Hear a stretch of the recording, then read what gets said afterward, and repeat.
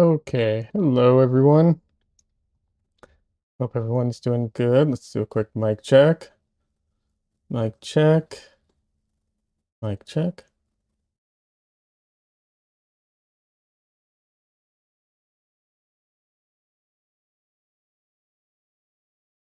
Perfect.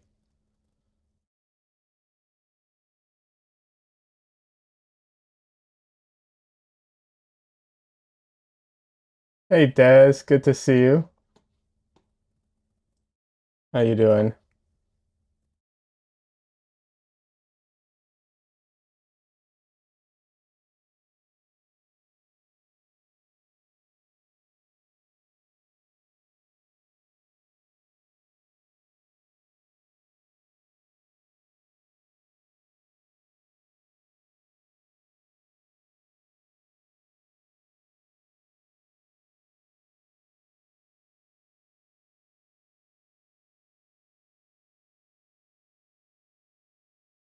And we're back to this painting because I have not had any time to work on anything on my own time. So back to this one.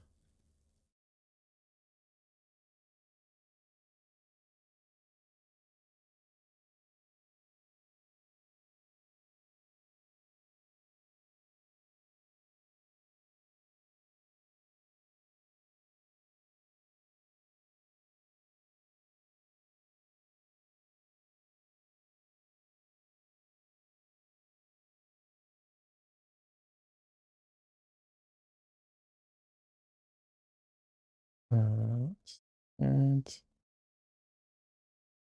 I'm just gonna, there we go. Okay. Just wanted to make sure I didn't accidentally do something.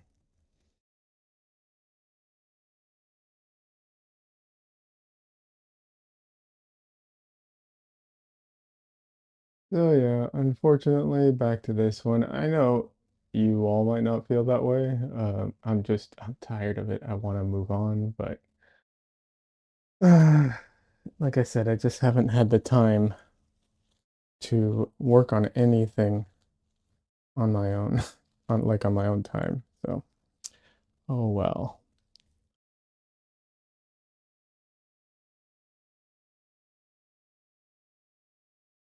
Des is going to be spending a bunch of time priming some painting surfaces.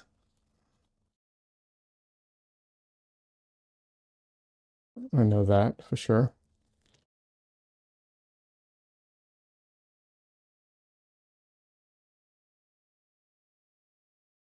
I don't know if she's going to do it while I'm streaming, but I know it's on the to-do list.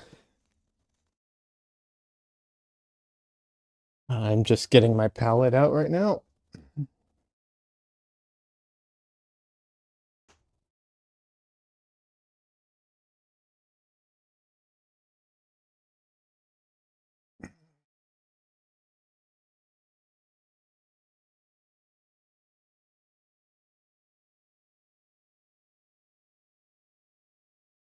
Alrighty.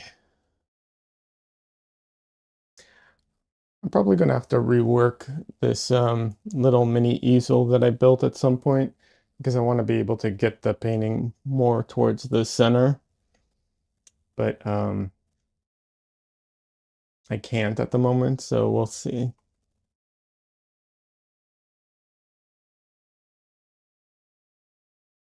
Not a big deal though.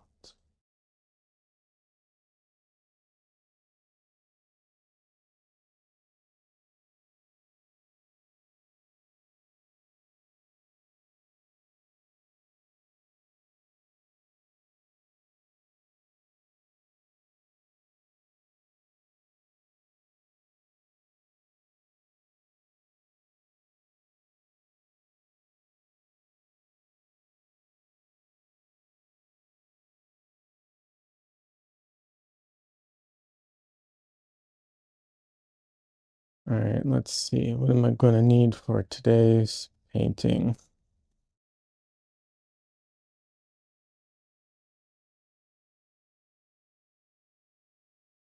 Probably mostly going to be using small brushes today. because most of this is pretty much done.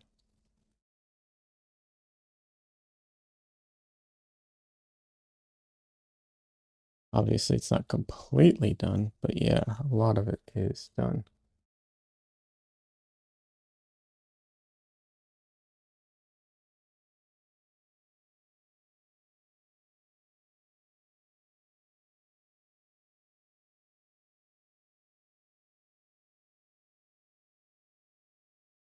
Let's get a semi medium-sized brush, I guess. And I probably am going to need my liner brush because there's definitely some detail in here.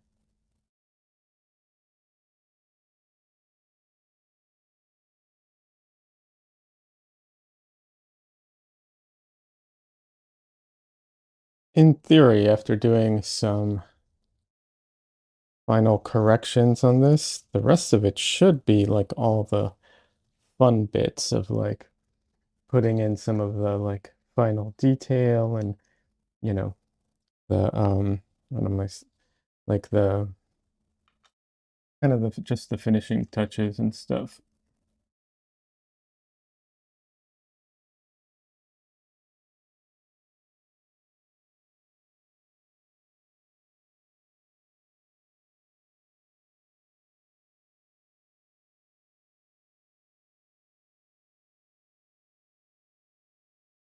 Now let's see how much of my paint is still fresh because I totally messed up on that.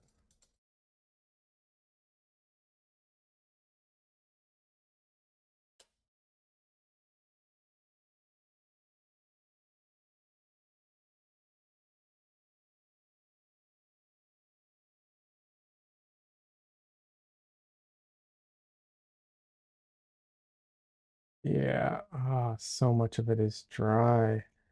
I really do think it's this white paint. This white paint seems to dry so much faster than all my other paints.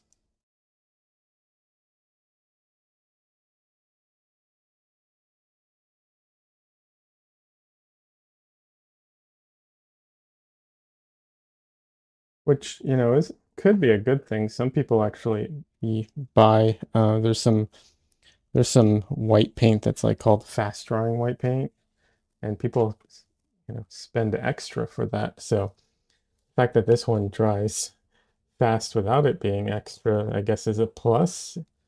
I don't think it dries as fast as the fast drying though, so it's just kind of in the middle somewhere. I don't know.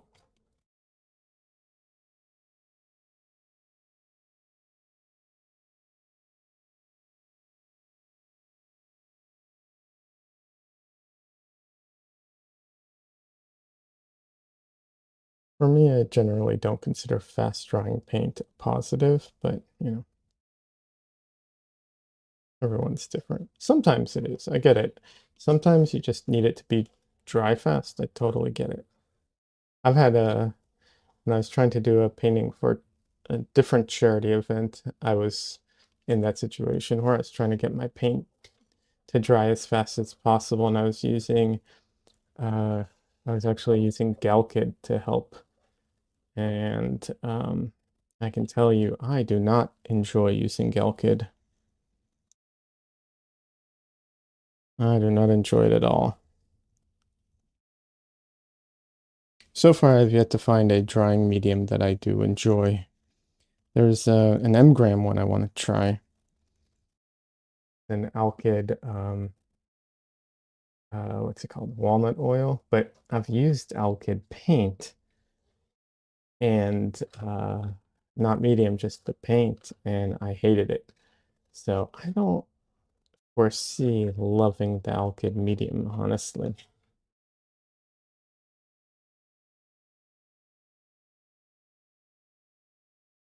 So, I mean, it's good to try new things, but I have a hard time believing I'll like it.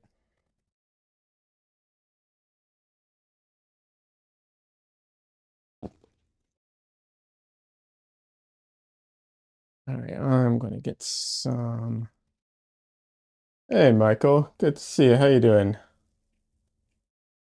How long do I leave your paint on my palette? So here's the thing. I just leave it there all the time, but I usually take my palette and I put it in an airtight container with clove oil, uh, with a clove oil soaked cotton ball, right? The clove oil doesn't go into the paint, it just permeates the air. Um, and my paint usually stays fresh for quite a while. Quite a while is days to a week or two in the palette, not on the painting surface, just in the palette, right? However, certain pigments definitely dry faster, even on the palette. Which I'm sure you're familiar with, but for those who don't know, um, there are pigments that just dry faster.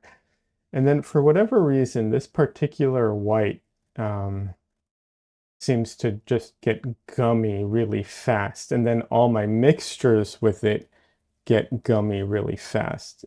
Fast in comparison, not like 4 hours, but like a couple days. The other thing that happens is sometimes I'm dumb and I think after I paint, I'm like, oh, I'm just taking a break. I'll go back to painting later tonight. And then something comes up and I don't get back to painting and I forget to put the palette away. So I just leave it here where, out in the open. And that dries out the paint a lot faster. I try to put it away all the time because I try to preserve as much paint as I can, you know. But sometimes I forget, something comes up or whatever it is, and then everything dries out much faster. But yeah, I'm not a fan of this white anymore. I don't know if it's just this tube, if something happened, like maybe there's a very tiny hole in the tube, so the paint in the tube is actually oxidizing, so it comes out and then, it oxidizes a lot faster when it's outside, or I don't know. I am not sure.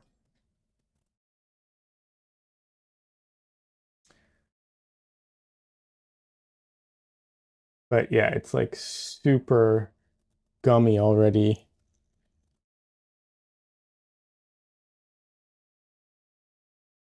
Um, but yeah, I don't use, I said this in my video, but I don't use earth tones anymore because of how quickly they dry.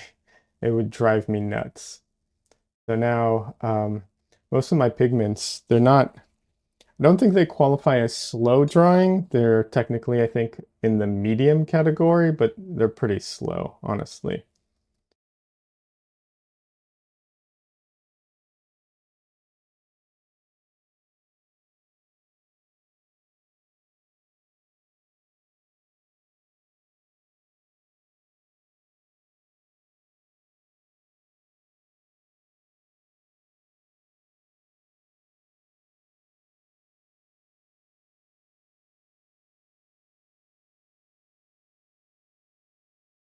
I know there's all kinds of things that you can get. Like, I know people put their paints in the freezer. I know people have, there's this little like paint caddy thing that you put your piles in the paint thing, in the paint caddy or whatever it's called. And then when you're done painting, you put just the piles into the freezer and it like closes up. And it seems like a good idea. I just know I won't use it. But yeah, my whole palette, I take it off of my easel and just put it in an airtight container with some clove oil to help it everything stay fresh for longer. It works pretty well. I just have to remember to do it is one of the main issues.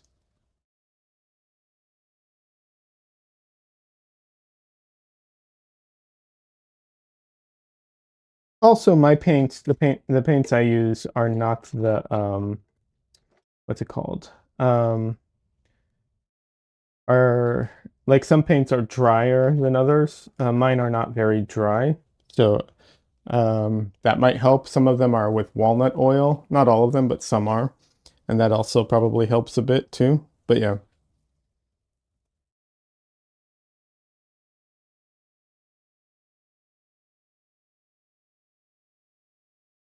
The other thing too is you probably notice, I use very, relatively speaking, small piles. Um, and that is not a good habit to have in general. Uh, I excuse that bad habit because most of the paintings I work on are small. A lot of times I don't get back to them, so I don't want to put out big piles.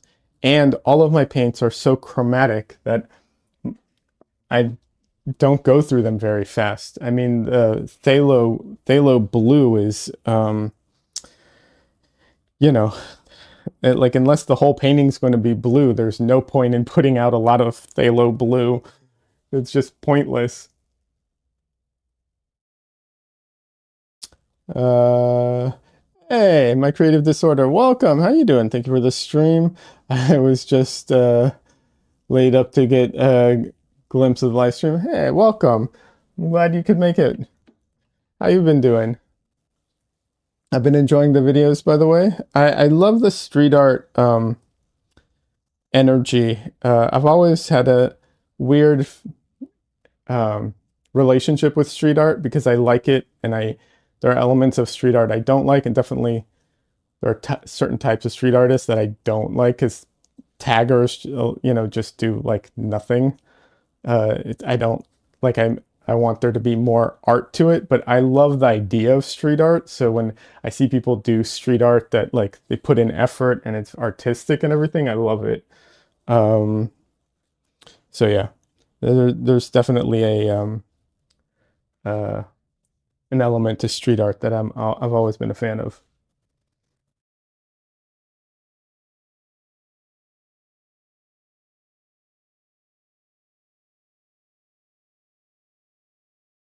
Des says, I'm always baffled when I see people with those massive piles of paints on their palette, those knobbly huge piles. Yeah, well, I put out, look, if I'm doing a big painting or if I'm painting, yeah, if I'm doing a big painting or just my white, usually I put out a bigger pile. But if I was doing like a large painting, you have to put out big piles because you'll blow through the small ones so fast you'll be constantly putting it out. But yeah, some artists, I don't get it.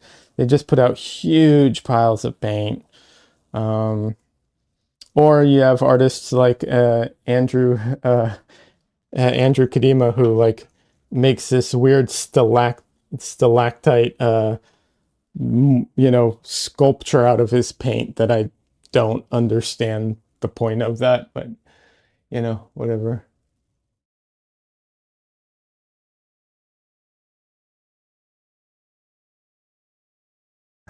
Alrighty.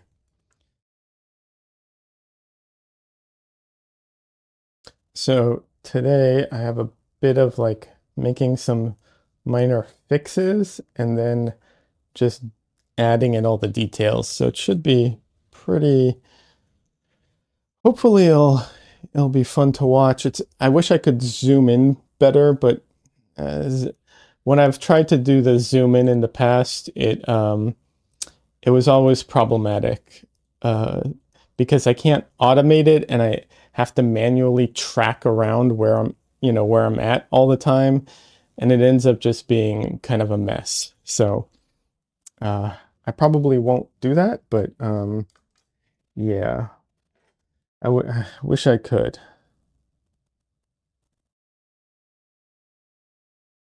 One day I'll figure it out how to set that all up.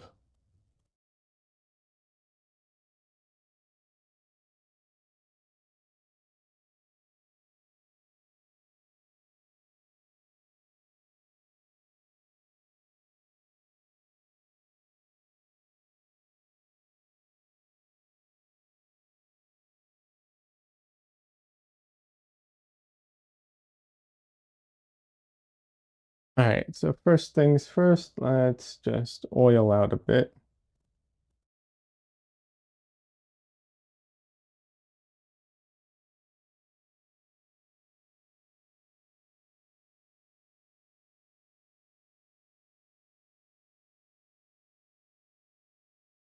Don't know if I'll oil out everything because I don't know that I'm gonna need to paint everything. Well, maybe, but we'll see.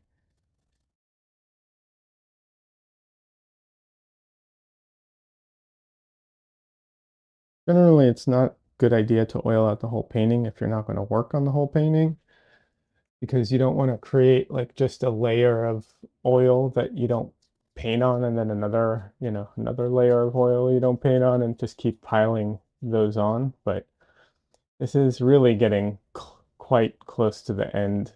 So I don't know. We'll see.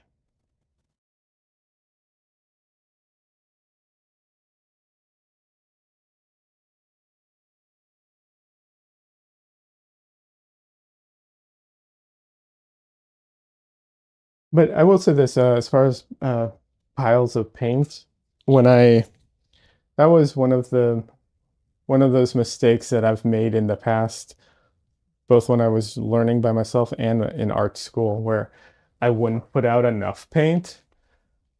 And I do think when you're a student and you're just getting started, it's better to put out more paint and waste paint than it is to try and preserve paint. Um, yeah, I like I said, now I feel more confident in my ability to judge what I need and to also not let it affect me as much. But in art school, nah, I think it's better to put out more paint because art students do that all the time. They put out a little bit of paint and then because they put out a little bit of paint, they don't use a lot of paint and then everything goes slow and they don't put enough paint on the canvas and it's a cascading effect. So I definitely think that's an issue that you know art students should avoid. But it does suck to waste paint. I get that. Gonna have to put the glasses on today for all those details.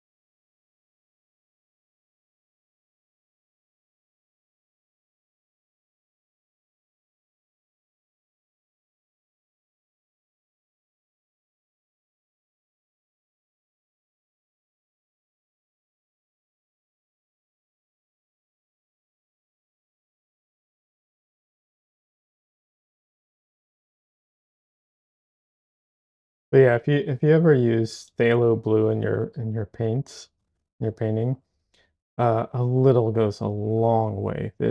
That is one color you do not need to put out huge piles of paint unless the whole painting's blue, because that stuff just goes everywhere.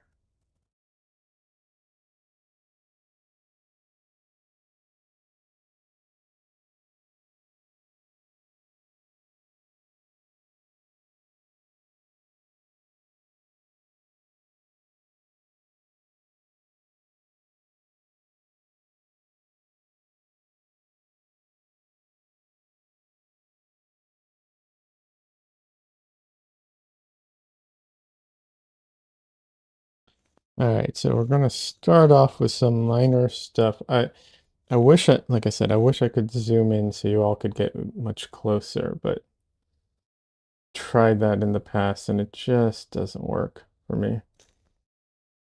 This says Stalo Blue goes a long way. It goes to the bathroom, it goes to the kitchen, to the garage.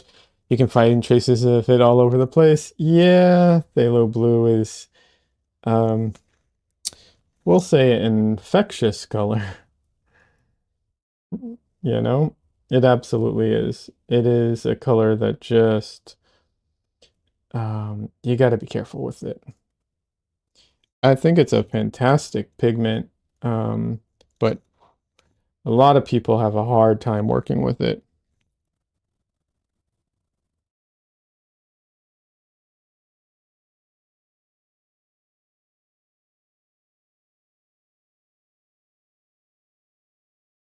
Um, that is one thing. That's why one of the reasons, not the only reason, but one of the reasons I wear gloves, so I don't get paint on my hands.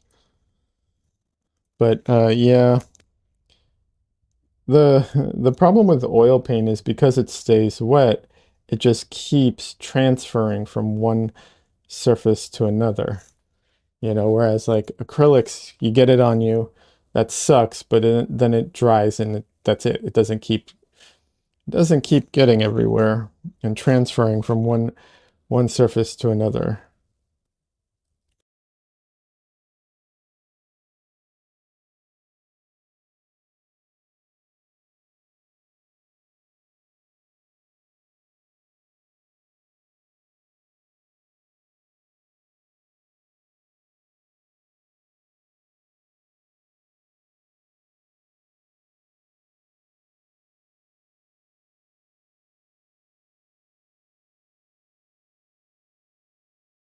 Um,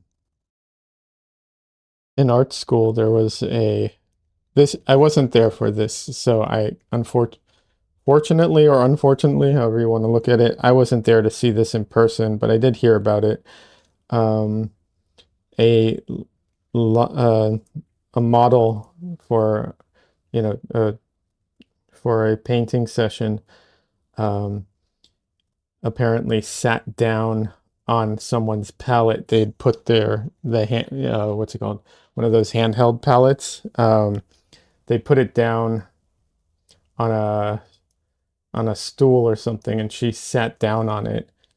Um, and apparently it went everywhere, and she was very unhappy about it, which I completely understand. It sounds like a nightmare.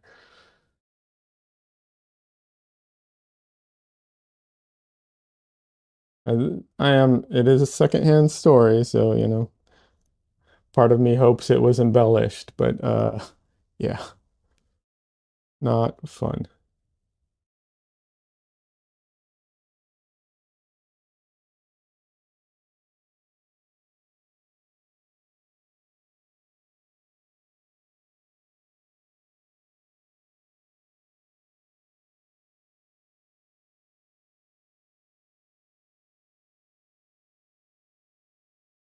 So, if you paint nude, be careful, don't sit on your palette.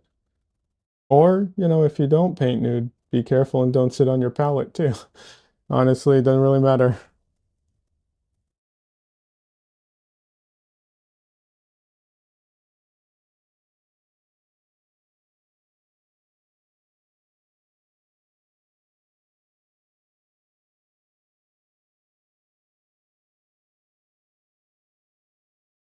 When doing stuff like these stars, this is where drawing everything out in advance would probably have made my life so much easier. Um, you know, just an observation.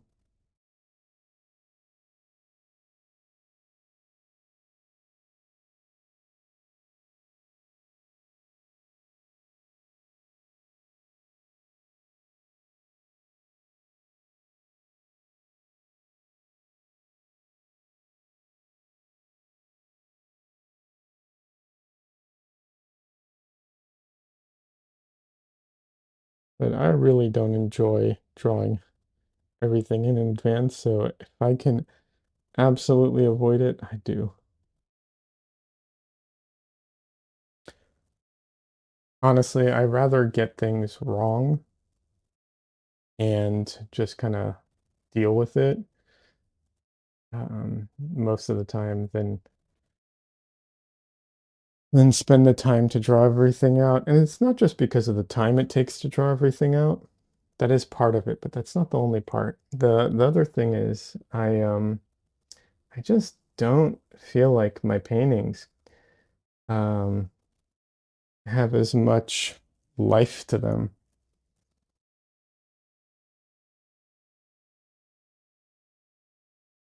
if I draw everything out.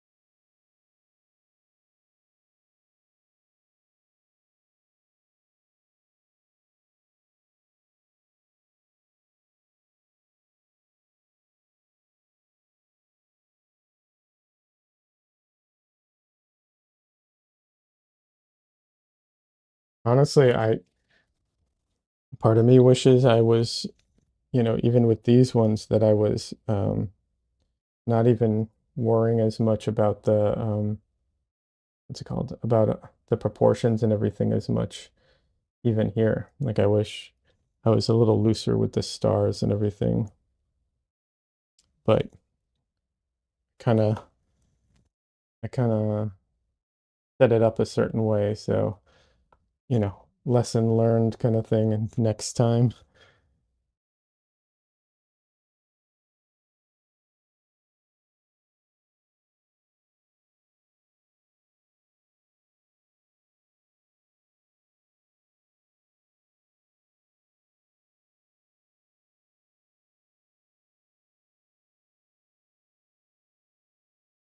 And one thing that is a little hard with these stars that I'm going to have to figure out how to handle is they're not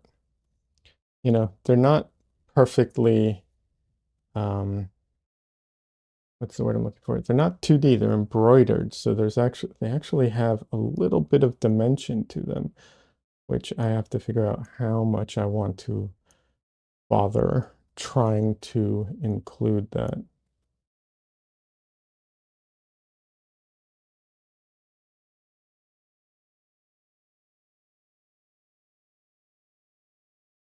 Let's see. Michael asks, do you enjoy the beginning of the painting or the finish or just the whole process the most? The beginning. Usually the beginning. There is an element of the finish that I enjoy, which is like the very, very finish. Um, but other than the very, very finish, I enjoy the beginning the most. I'd say. What what happens with me a lot of times, and this isn't always, but if a painting takes me too long, I start getting impatient and losing interest in it.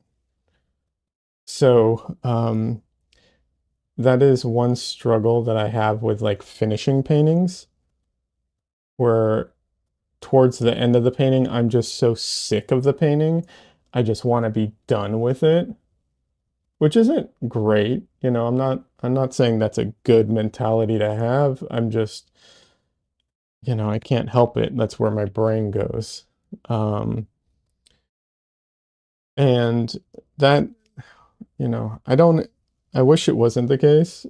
Doesn't always happen. Sometimes I finish a painting fast enough. It's not an issue. But this one and a lot of other paintings where they drag on for too long, yeah, I start losing interest. I don't know if it's the ADHD or what, but yeah. The the very final part of the painting where I'm putting in like the really like absolute final strokes, that's fun because it's just like these little detail moments where you get to like put in, the highlight or these little minute finishing touches, and those are fun. Um, Midway in a painting, that one is often very difficult because sometimes, uh, you know, I'll be midway in a painting and I literally don't know how I am going to finish the painting. Like I'm in this spot where it's like I know that if I just keep doing what I know how to do and I keep working on it, I'll be able to take it to a finish.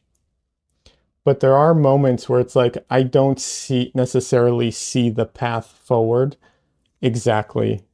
Even though I know what it is, like if you asked me, I could be like, okay, yeah, I need to work on these areas. But there's a point where midway through, there's not, you can't even say I need to work on these areas and these areas because you basically need to work on the whole thing, right? So it's like, okay, I need to just make the whole painting. There's no point in even trying to like discuss like a game plan of like what areas do I really need to work on? Everything, the whole thing from start, from corner to corner. Um, and it does feel sometimes like, okay, how do I turn this to a finished painting? And it's weird because I can finish a painting and start a new one and have that same feeling again, which, doesn't entirely make sense because clearly I can take a painting to a finish, but um, I don't know. It's just that feeling of like, okay, I guess I have to just keep doing what I'm currently doing and it'll kind of come out all right, I hope. I don't know if that makes sense or if anyone else here has that feeling when they're working on stuff. Um, but yeah.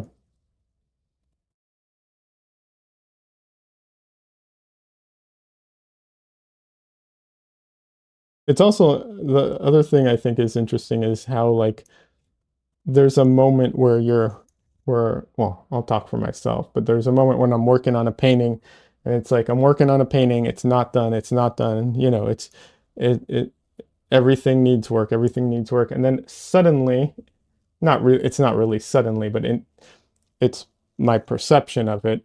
I step back and I'm like, "Oh, okay, this is now we're getting close. Now it's almost now it's, getting there. I know where we're going with this." And this is even on paintings where I have a plan. Like to be clear, it's not about like not having a plan or not knowing what I want to do. It's just part of the, I don't know, part of the process where it's like, how can I put it? I guess it's like, I don't know, going through a maze or something. Or maybe it's like in video games where you have the fog on the map where you can't see exactly how to get to the endpoint, but you know where it is roughly. You know you'll get there. Um, yeah, I don't know if that makes sense, but hopefully that makes sense to everybody. Yeah, these stars still need a little more work.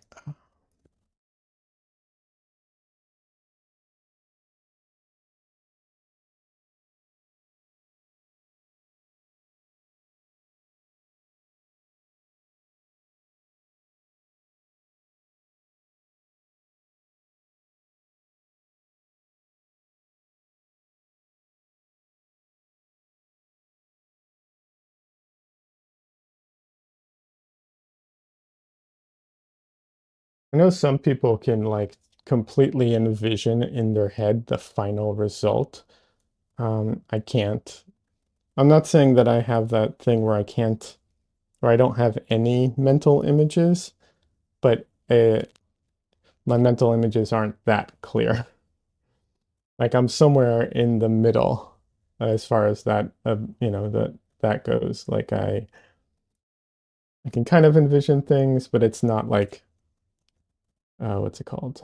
It's not like a photo or of the finished painting. I can't envision that. I don't know how people could, but apparently some people can.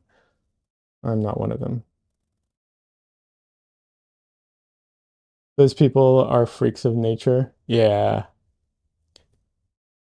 Um, it's definitely a unique thing. I'll say this. I'm honestly glad that I can't. And I'll explain why. Um, when I'm working, there's a degree of like feedback between what I'm doing and what actually happens on the canvas, right? And that's where happy accidents come in. That's where um, you know, abstraction a lot of times comes in. That's where odd like um like I don't know if the right word is revelations, but like concepts and just different things come in that way. And if I was always trying to paint the mental image I have in my head on the canvas, I think I'd be super frustrated all the time that it never comes out like I envisioned it because, as it is, I think that's something that I have struggled with in the past, and most artists I know struggle with that. And the reason that happens is because, sometimes you don't have a good mental image of what you want, and sometimes you just don't have the skill to pull it off yet, which is fine. You'll level up eventually, but, you know, um, I don't know how you like pre-envision it and then, I don't know how you do that. Oop, there's a hair. That says I'd feel like a photographer. Yeah, I think so. I don't know. I mean, it allows, I guess, I don't know, like I wonder if Kim Jong-ji, maybe I'm pronouncing it incorrectly, but yeah, like maybe he could envision everything like that. I don't know, but yeah, maybe that's how he could do the drawings that he did. I'm not sure. I get the feeling that wasn't the case with him, but I could be wrong.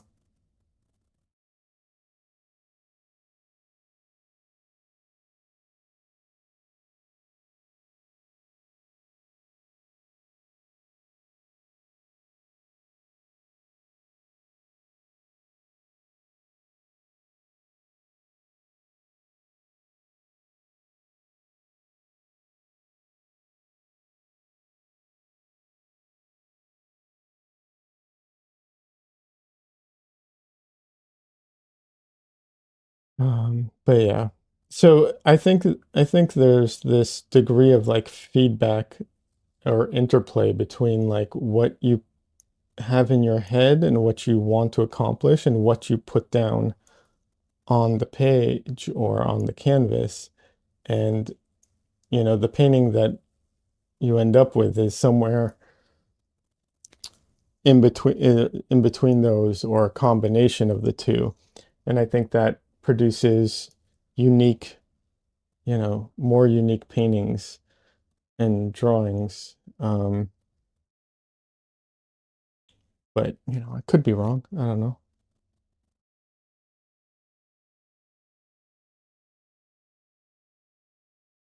And if you do have such a great mental image, I'm sure you can still do that interplay.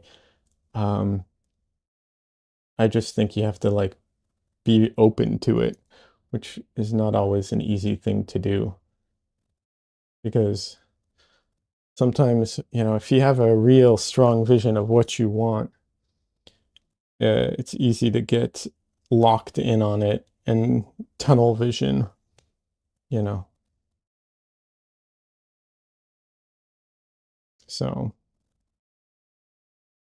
be open to, happy accidents and changes in your painting as they happen, I guess.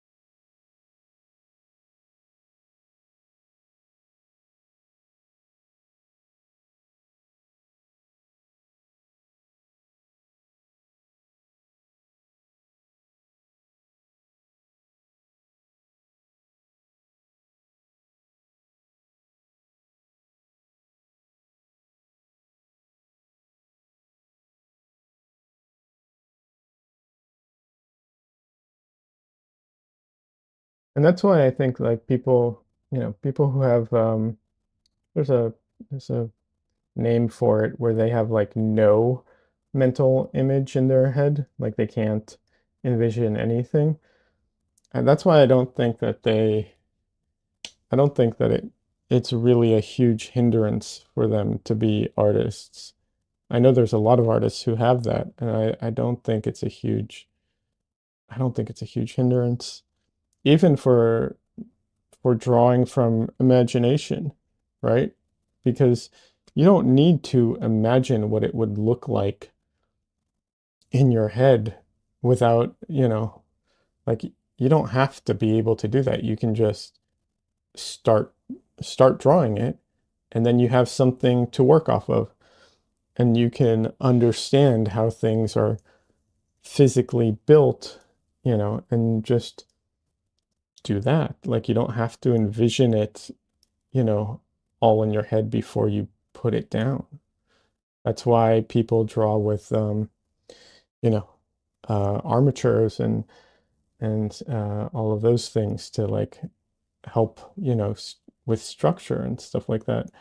I mean, it's not the only reason that people use that stuff, but it definitely can, you know, uh, fill in that spot. So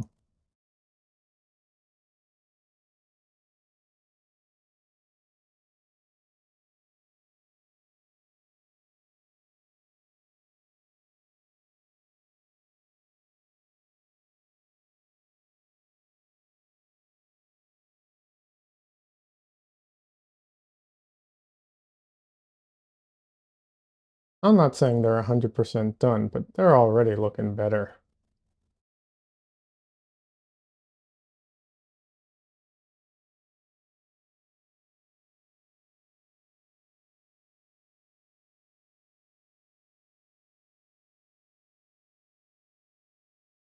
I think that's the interesting thing about drawing and painting, that because it's so incremental a lot of times,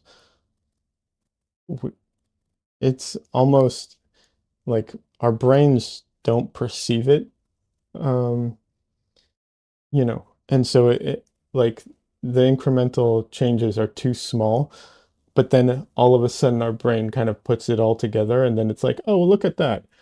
It's magic. You know, I've had that experience when watching other artists that I love, and it's like, oh, they're just putting down they're just scribbling some stuff right now, a few lines here, a few lines there. Hey, wait a second.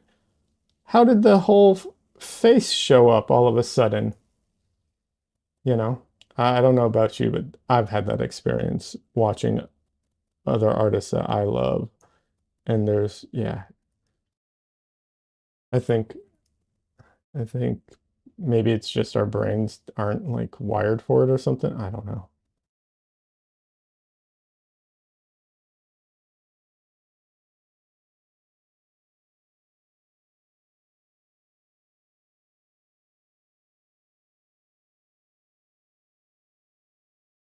That one feels a little top heavy.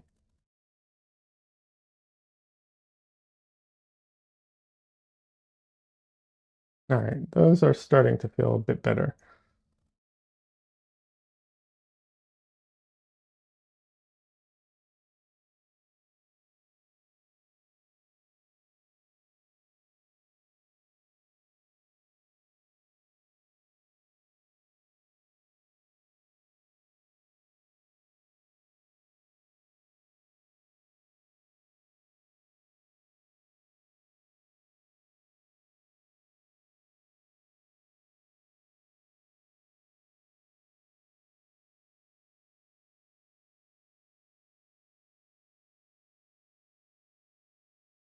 I do really love this particular palette. Not not my CMYK. Obviously, I love my CMYK palette, but no, I mean the just the green, the rose and white. I love it. It's such a nice palette.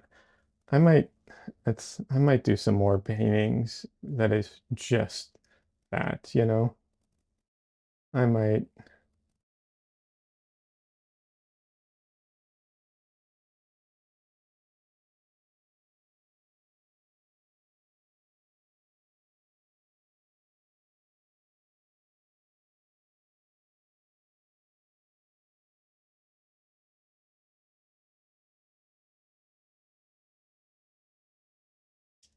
The funny thing is you don't even technically need black in it because the rose and the green um, make black when you mix them together.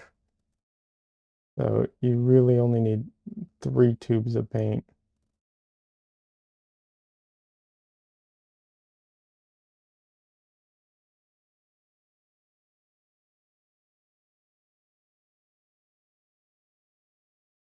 Let's see here.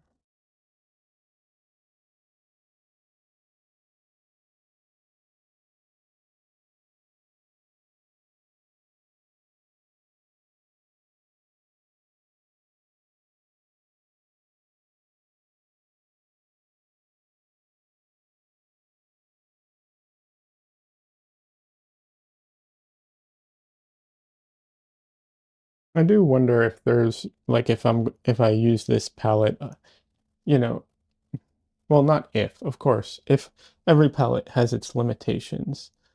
I am kind of curious what those limitations are and where will they, kind of show up and how like unexpected will they be, I guess.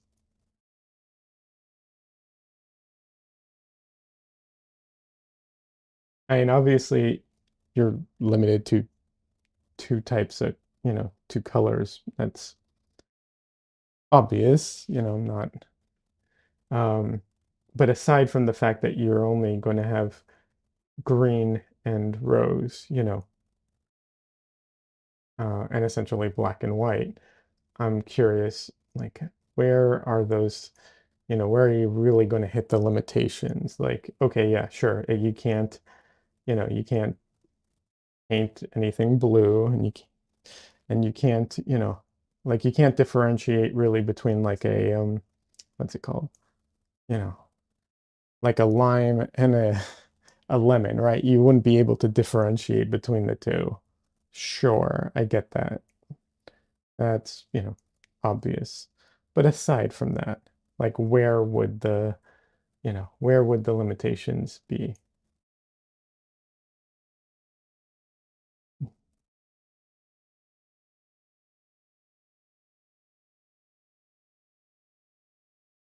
Like, the Zorn palette, for instance, is a great palette, but it starts to um, because there's no blues in it, obviously you can't do like very what's the word I'm looking for? Like very cool paintings is very, very difficult for it, which makes sense. Okay, that's obvious. Um, but I assume that there's other areas where like the Zorn palette struggles that might not be as obvious. Like maybe it's harder for it to do um, you know, inanimate objects or things you know, like maybe if you wanted to paint mannequins, maybe it would struggle because it couldn't make the like, the dead feeling of it as well or something. I don't know. Like I'm just, you know, I'm not sure. Not exactly sure, but I do wonder.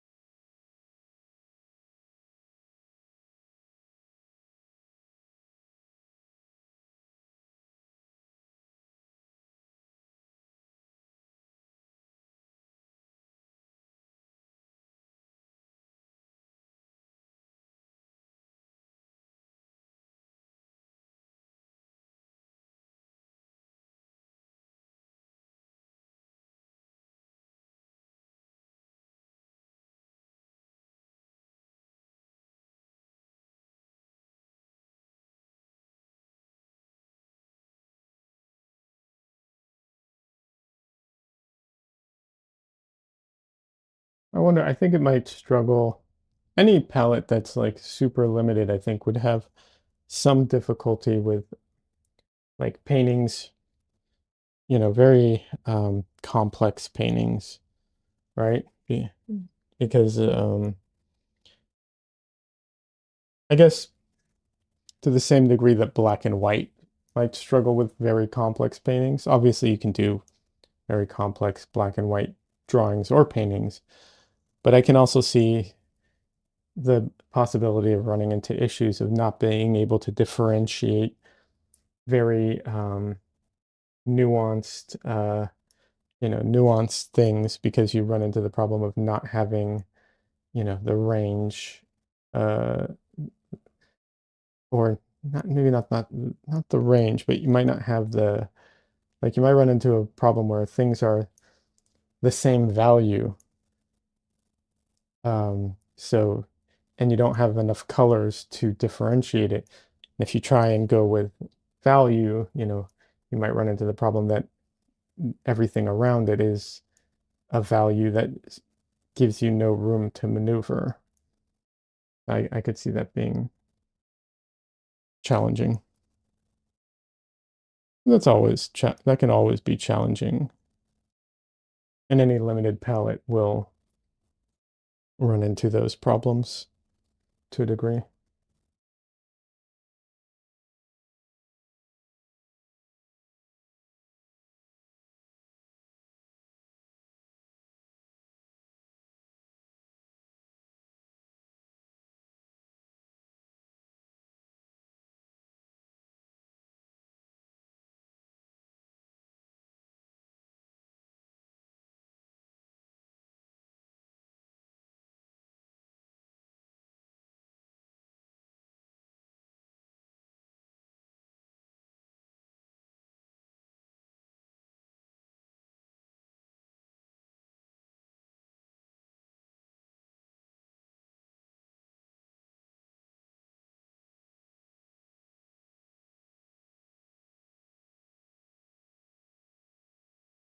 Okay, I need to take a short break. I'm not going anywhere. I need to give my camera a moment to chill out because it will overheat. And it's the perfect time because Dresden is coming over to say hi. And he hasn't seen me almost all day because I left in the morning and when I came back, he was asleep and I had to get ready for stream. So, Dresden.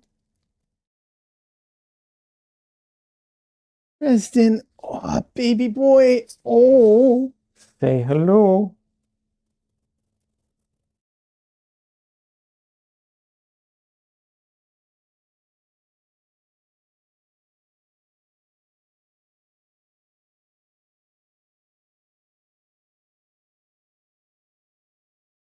Hi, little boy. For those who don't know, this is Dresden, named after Harry Dresden, the wizard from the Dresden Files.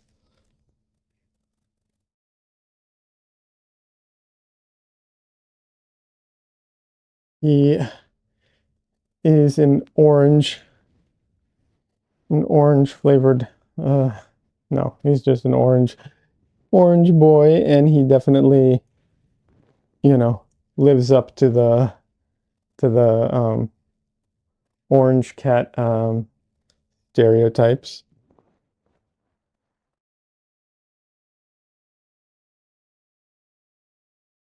Oh, he's so sweet.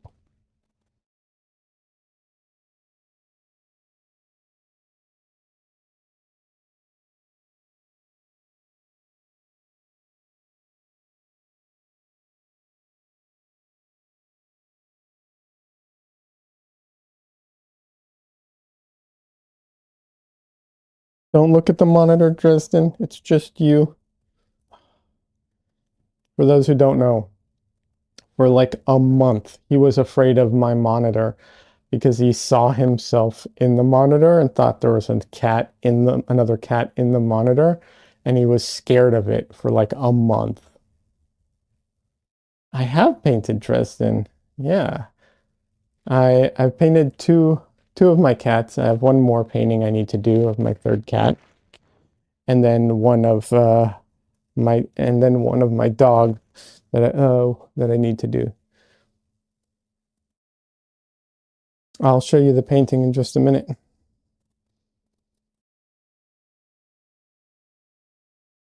I want to do another painting of Dresden because while I like the painting I did of Dresden,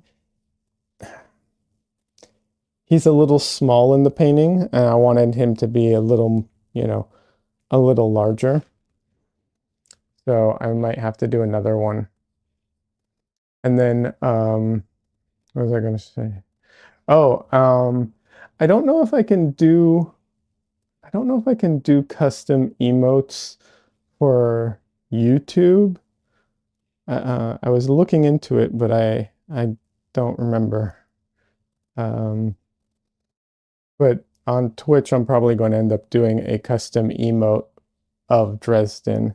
And if I can, I'll do one for YouTube as well. Not that emotes are the biggest thing in my community. Like, I get that, but it's a fun little thing to do on, you know, fun little thing to do. Isn't that right, Dresden?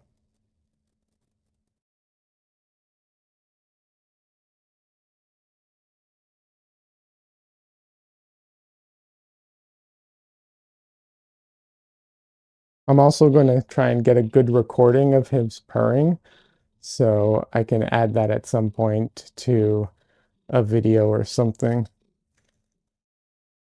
Oh, okay, Tristan.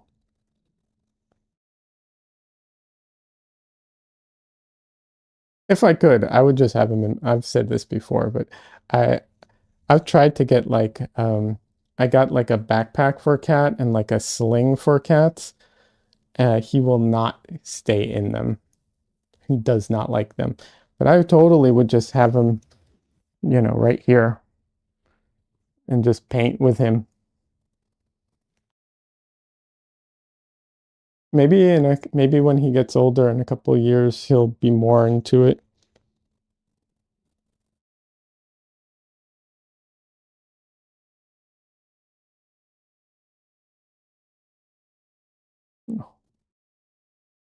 You would think, based off of how he just sits in my hands, that he'd be totally into it, but nope.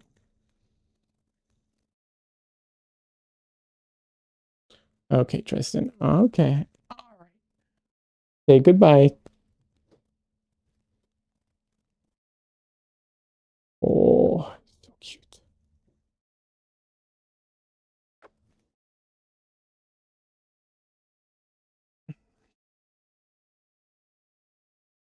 Here we go. This is Dresden right here.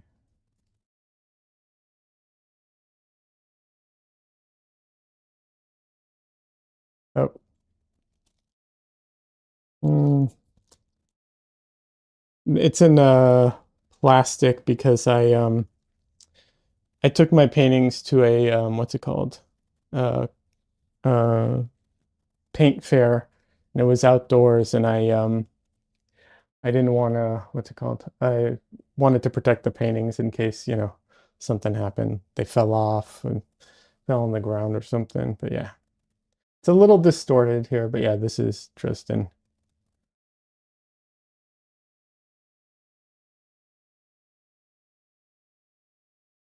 Make sure he doesn't sit on my palette. Hello. Yeah. Well, yes, absolutely. I'm very cautious about getting paint on them. Um, I mean, my palette is like, I'm standing up right now and my palette's at like my arm height, and it's you know, that's the word I'm looking for, vertical. So he can't sit on it. I know you're joking, but I am very cautious about my paints and them getting, into things. Um, which is why one of the reasons I wear gloves, so I don't have to worry about my hands being dirty when I pick them up. And I'm also very cautious about using things with a lot of oh, what's the word I'm looking for? Um, fumes. because cats are a little more susceptible to some of that stuff. So I'm extra cautious about that. If I'm like varnishing and stuff like that, I don't let them in the room, and for a while until I can blow out the air and stuff like that. So I'm cautious about it. Excuse me for a second. I'm going to still be here, but I have to stretch my back. Oh. And you said that's very good. Oh, thank you very much. I appreciate it. I'm glad you like it.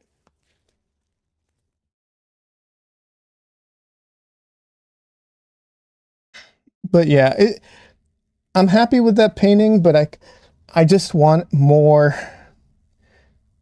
Dresden. Like I want to do a shot where I want to be closer in on his face, I think. Um, you know, I don't know. I just want him to be bigger in it, I guess. Because I did a painting of Winnie, uh, one of my other cats, and um, th that one, she's larger in it because I didn't paint all of her. She she's sitting in a box, so you don't see all of her. Um, so I kind of like that. And then I did a painting for June as well. I did a painting of one of her cats, and it was such a good photo. He was so large, like face forward in it, like, and I really liked it. So I was just like, I would like to do something like that, for Dresden next time. So next time, that's what it'll be.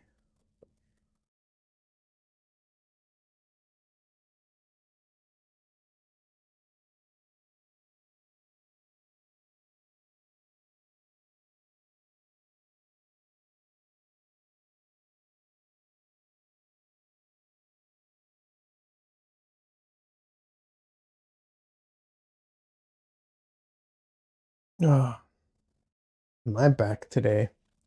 We Um, I was sitting on a chair on a bench, like a wooden bench today. We were out. Um, I don't know, something about the seat or something just made my back unhappy.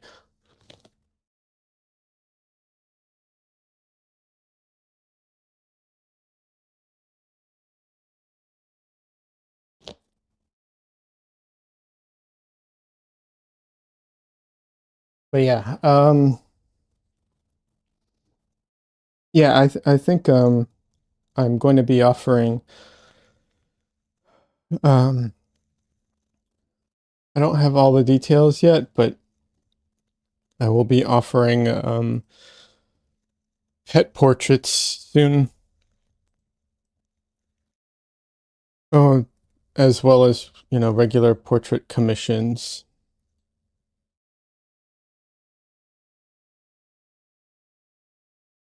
So I'm working on that right now so that I can like launch it and, do that.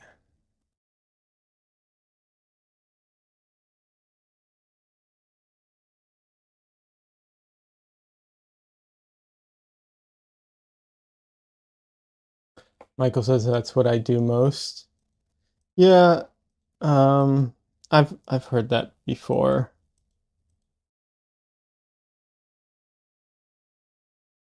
I've heard that from artists, from a lot of artists before.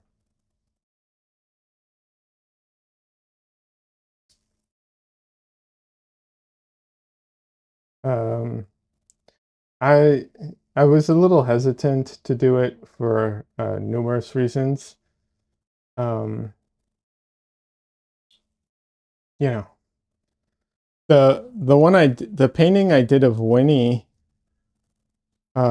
was the first pet portrait I've done. I do have a painting. Let's see. I have this painting here that has a dog in it. Um, I have this painting that has a dog in it. This was technically the first, I think this was the first animal I painted in oils ever, I think. And then Winnie was my second pet, or was my first pet portrait. Dresden was my second, and the one that I did for June was my third. So, there's a reason I've been a little hesitant to possibly do pet portraits.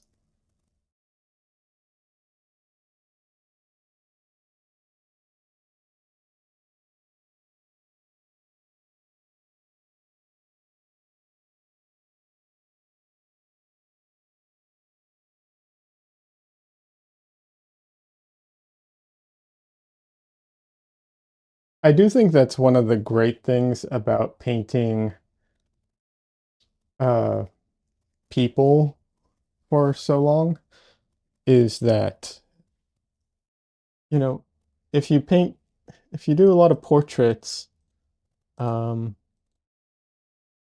a lot of things carry over from portraits into everything else, luckily. So, I'm not, you know, I, I I'm not trying to like I don't think that I'm like how can I phrase this?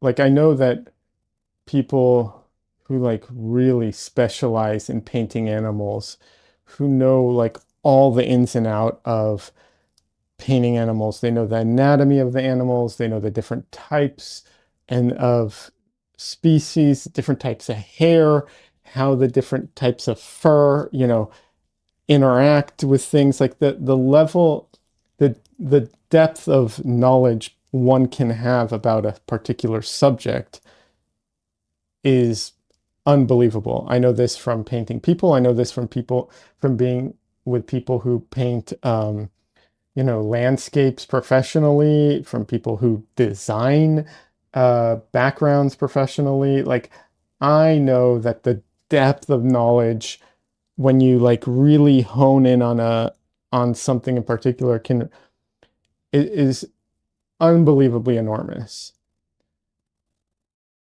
However, there is a certain degree of just like skill level that can kind of transfer over. So, and I think people is one of those things where it's like because everyone knows we all know what people look like, we're so intuitively kind of like predisposed to knowing how people look and how when things look wrong and so on. I have I feel like a lot of the things that you learn doing portraits transfers over a lot when doing, pet portraits or other things to a degree, like I said. Michael says, it's finding time to do pet portraits. That's all people want, but I love doing people most. I get that. But I do paint them the way I want. That's good.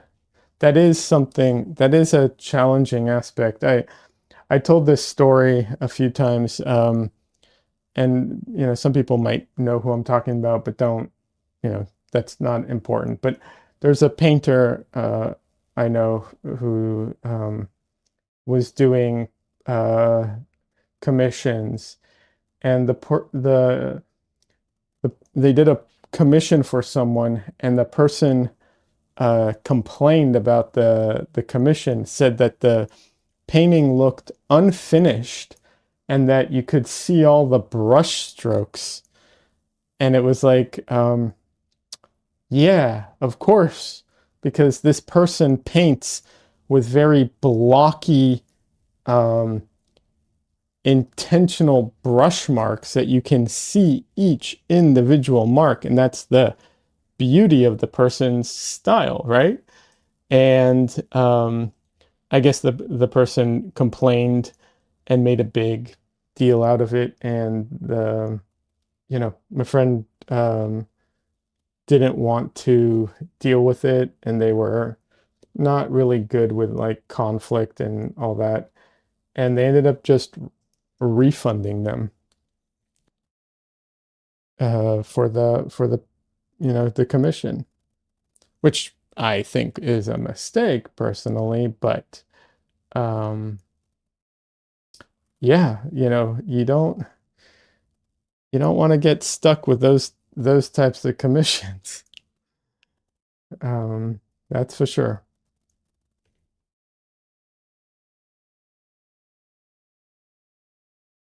Actually, Michael, can I want to, if you're up for it, do you mind if I ask you some question, if I message you later and ask you a question or two?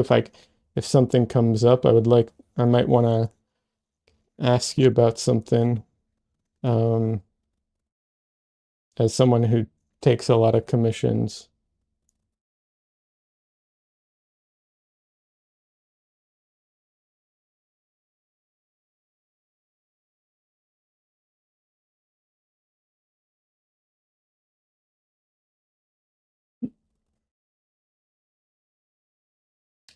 If I had any specific questions, I would ask now, but I do not currently have specific questions. Can you message me so I know where to message you? Like what's the, platform or wherever that's most convenient for you? Just send me a message, say, "Hey, what's up?" or something like that. Is that cool with you if you don't mind? It's hard for me to keep track of where everybody some people are in the Discord, some people aren't, some people, I get lost sometimes.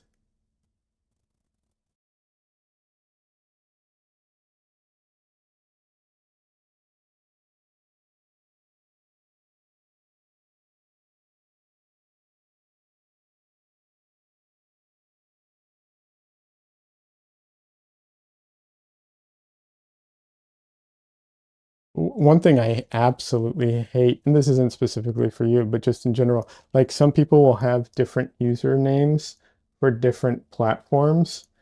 Um, or they'll have the same username, but the photos will be different. And my brain is just so bad at some of this stuff. Like, I think because of the dyslexia, like, I'm like, I have no idea who or what is happening anymore.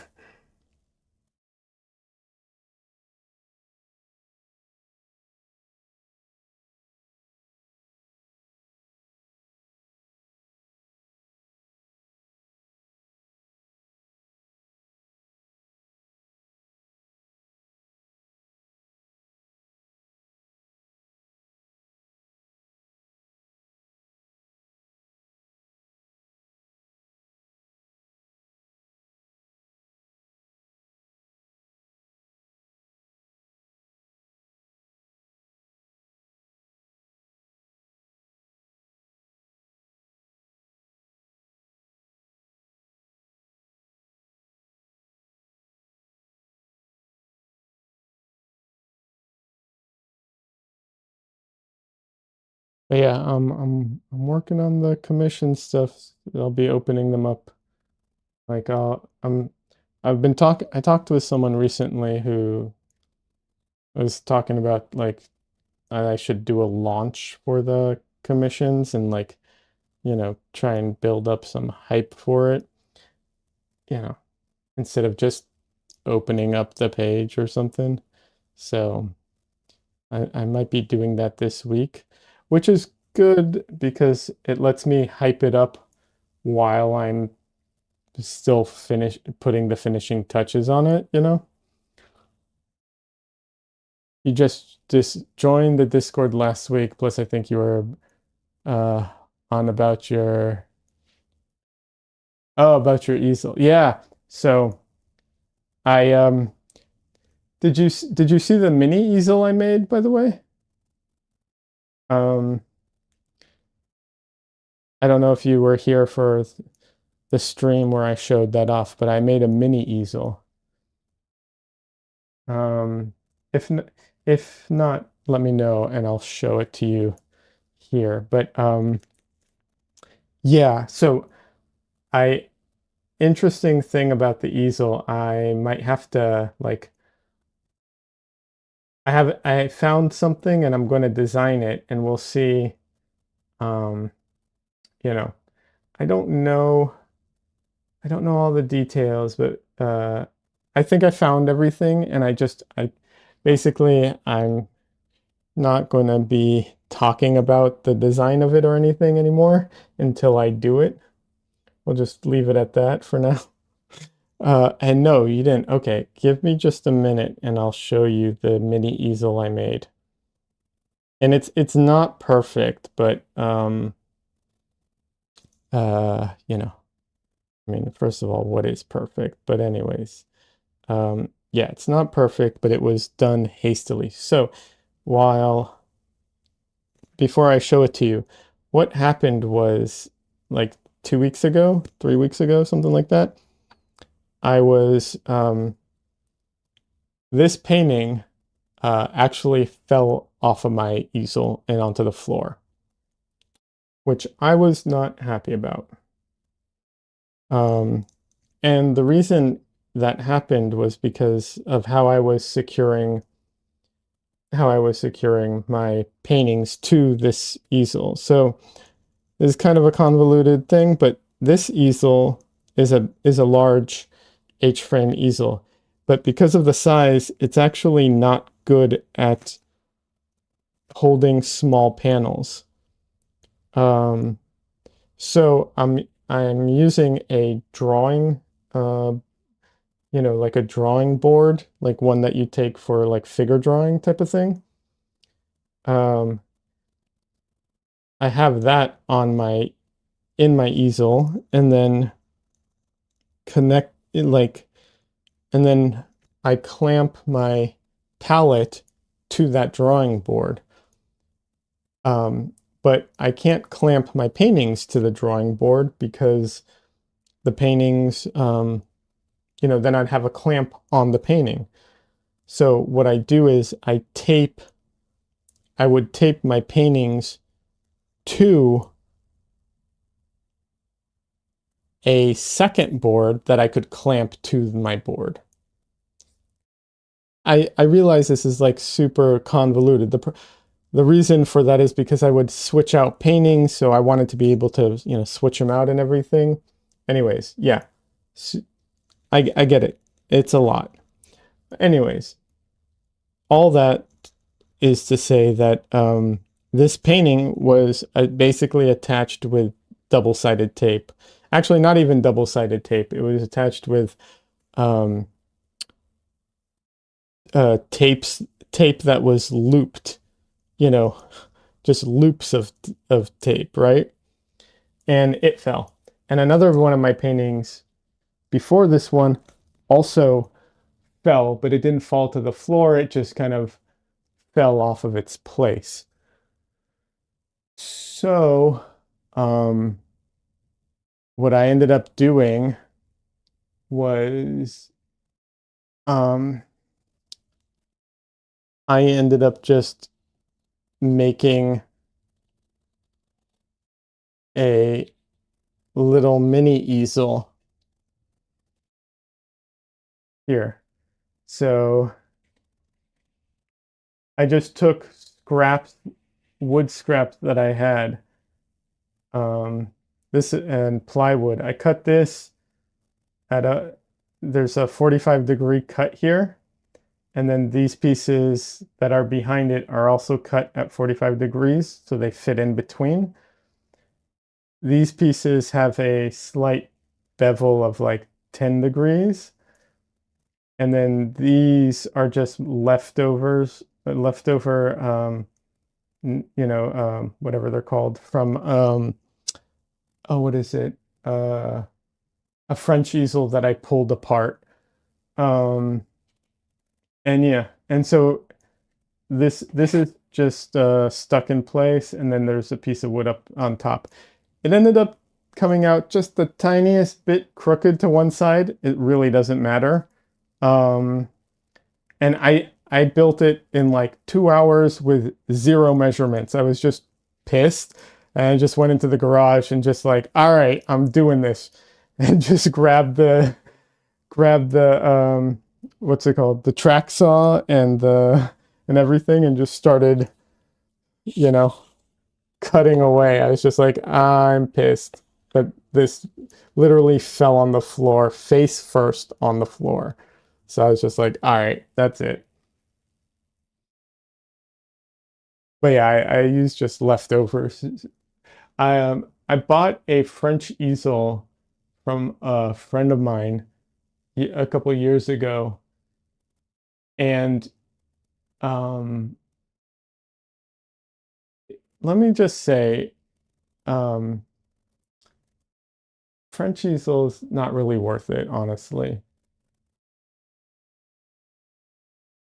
Sorry, I'm trying to get it back in place, but it's doing fine zooms is not always easy. There we go. Yeah, I bought it from my friend for like 50 bucks. And it turned out to be worth it just because I could harvest it for pieces. Otherwise, totally not worth it.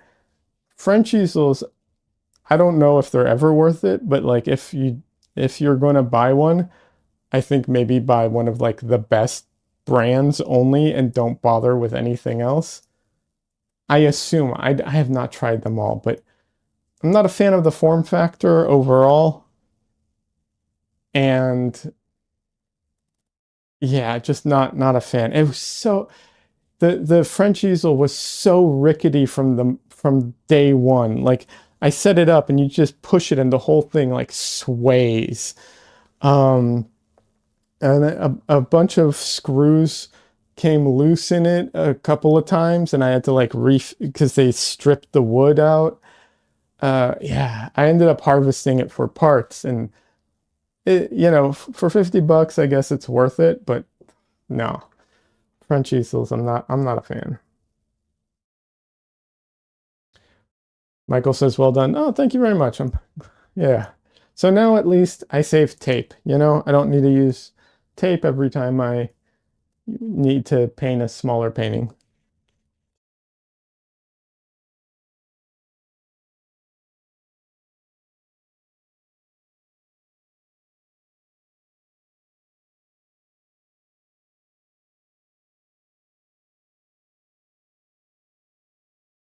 But I might be designing an easel for a friend of mine for their wall, like a large wall easel.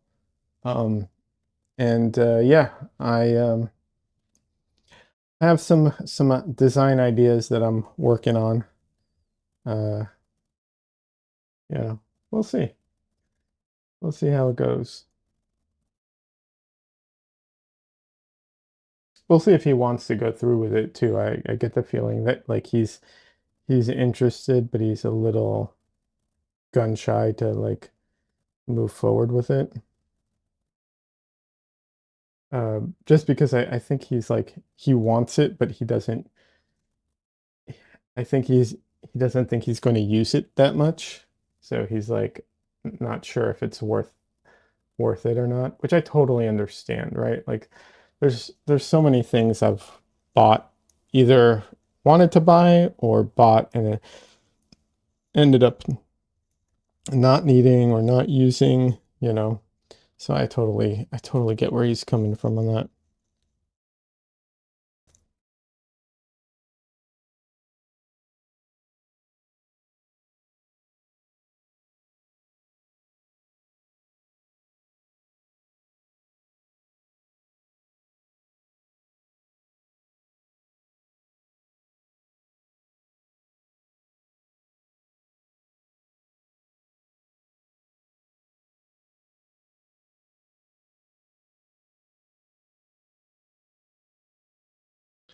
Just go for it. I mean, I might make one regardless just to make it.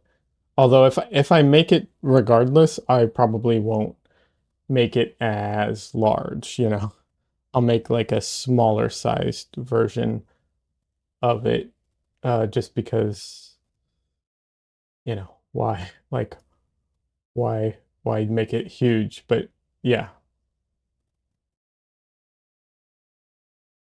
Either way, I'm probably going to end up making another easel because like I said, I have this design that I want to do. So I'll probably end up just making one anyways.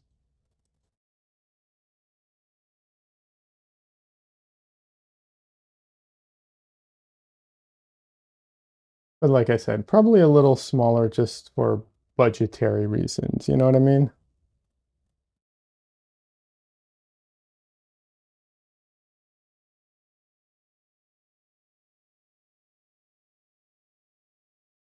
Ooh, that's way too light.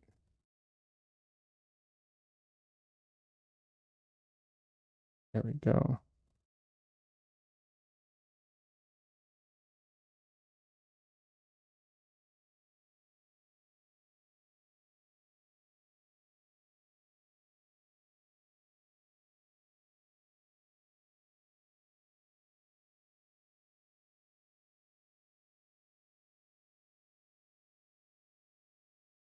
But yeah, I have to look. I found a few people, there's quite a few people who do like who do easels on Etsy and stuff like that.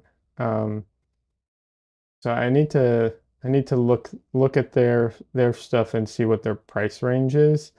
Um, just to see like in the sense of like, is there any hope of me competing, you know, as far as like to make sales? Don't get me wrong, I'm probably going to design it regardless just to do it, but you know, the thought of possibly selling them is there, you know. Um, like, you know, I have to go look at the price points on everything. I might just end up selling the designs and not actually the product itself.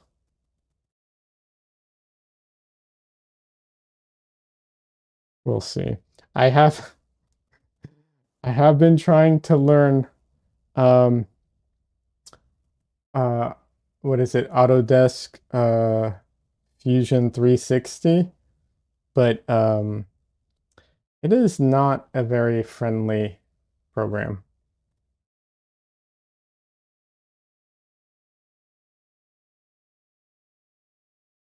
I was hoping I could pick it up pretty easily. Um, it's not very friendly, at least to me.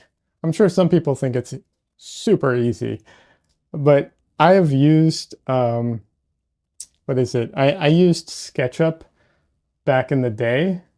I know SketchUp still exists, but back when it was free, I used SketchUp, and I recognize that it might be way less capable, but it was way more user friendly.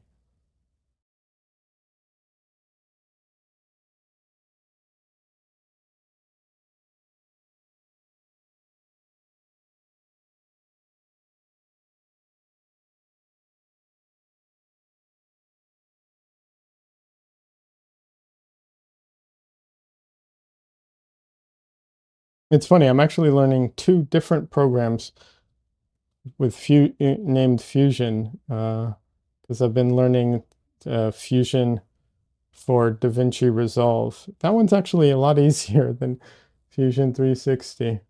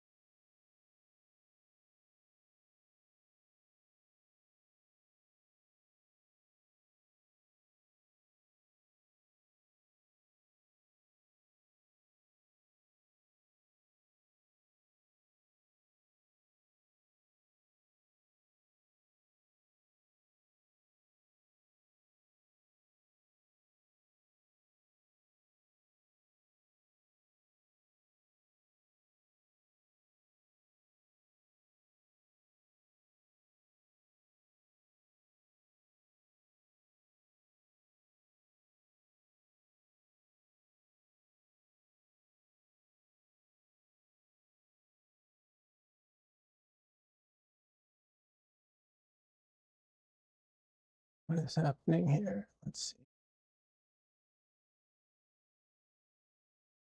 Oh, okay. I see.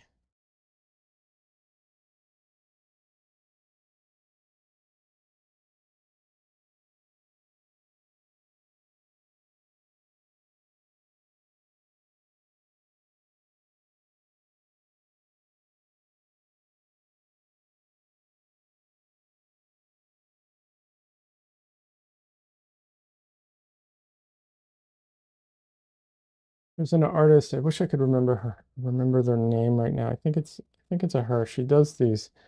So, well, okay, there's a few artists. June is, of course, fantastic. Uh, pet portrait artist. And I mean, there's obviously so many. But there's one that I'm thinking of that does. I don't know if she does. I'm going to say she because I think it's she, if I remember correctly. I think she.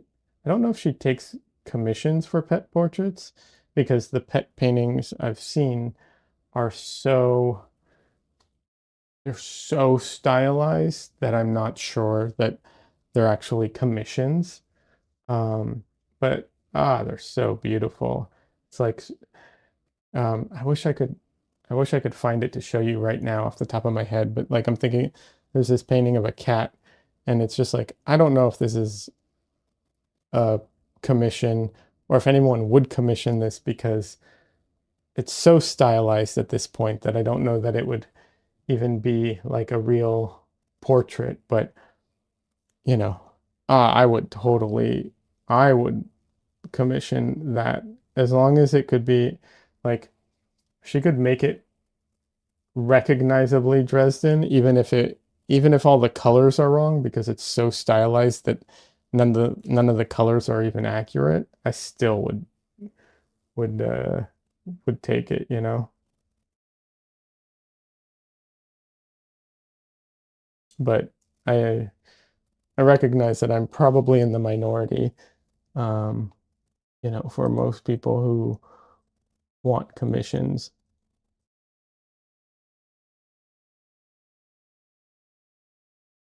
Is it Jennifer Garner? If not, she is very good, Jennifer Garner. Ooh, I don't know. Let me look up Jennifer Garner in just a minute. I'll have to look her up. I don't think so. I think I know Jennifer, but I do think I know who Jennifer Garner is. This is where like my dyslexia and my inability to remember names is infuriating because it's just like I I I feel like I'm having a conversation and I'm in such a fog of like, my memory and everything is just not working and I have no idea, what's happened, like who, what, all that. So I really, it's very frustrating and I apologize because I know that being on the receiving end of that can also be very frustrating because you're like, come on, it's just this person. You're talking about artists. You should, Um, but yeah, my brain just does not work sometimes for that stuff. Let me look her up in a second. I don't think it's Jennifer Garner though, but I think I might know how to find the person I am talking about so that I can show you all.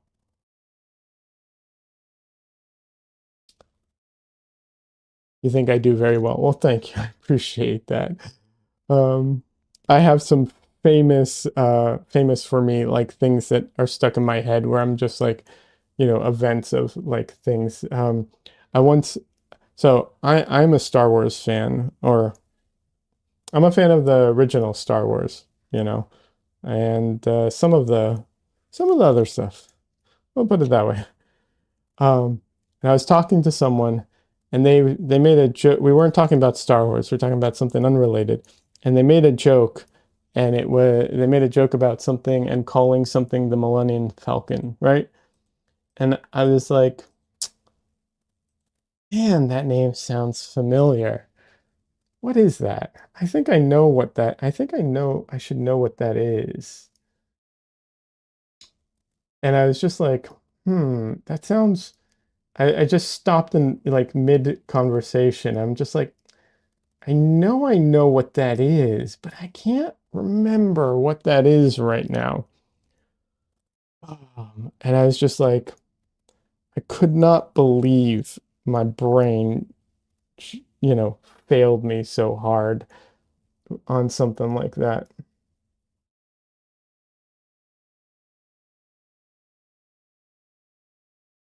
The other one that I always remember is I called when I was in when I was in high school. Des says shame. Oh yeah. No, this is one of my best ones. When I was in high school, I called a friend of mine and his mom picked up, who I know, and I was not afraid of or anything, right? Like it's not, it's not a situation like that. But his mom picked up and I go, "Can I talk to um uh your son?" Could not remember his name in the moment. Just brain went blank.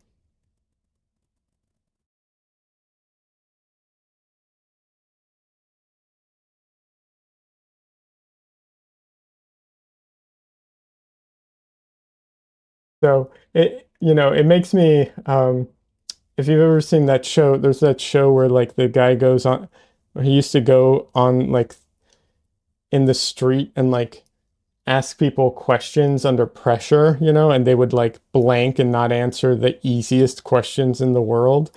And I totally understand where they come from with that. Like sometimes your brain just goes blank.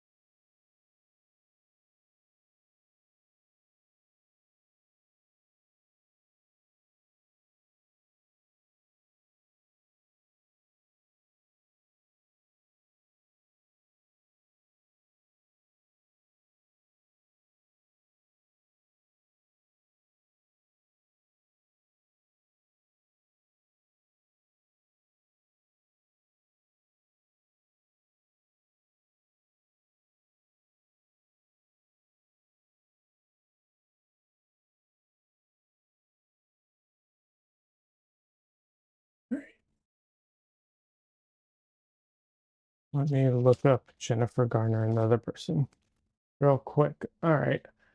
It says I couldn't remember my brother-in-law's name that my sister was married to for 20 years. I finally remembered his last name and had to look it up. I mean, we vacationed together, family. Yeah, that's funny.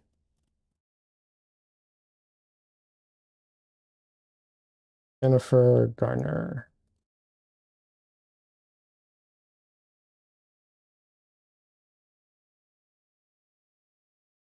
not the actress, painter.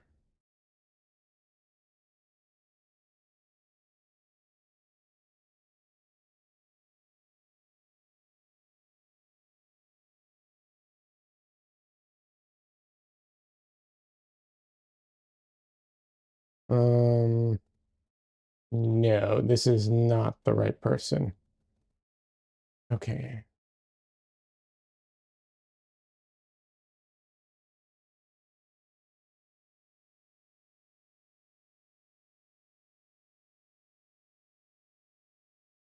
let's see.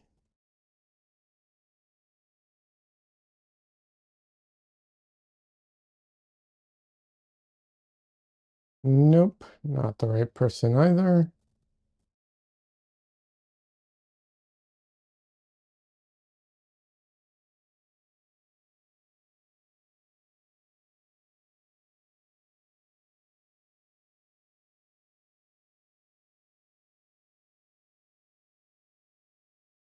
Here we go. Yes, Jennifer Ganari.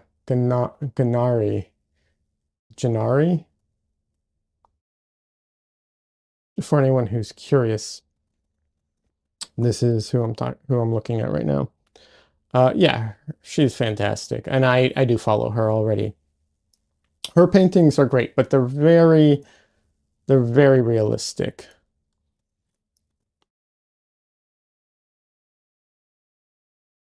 Very realistic. No, I am thinking of um let's see.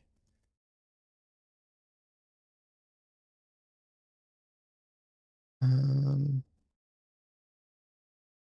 Let me see if I can find this real quick. Normally I wouldn't even stop to do this, but my back is thanking me, so my spelling is bad. Yeah, your spelling was a little off. It's no worries. It's just it's sometimes hard to, sometimes it's hard. My spelling's always off. It's just when you have someone famous who has the same name, that's where it becomes a problem.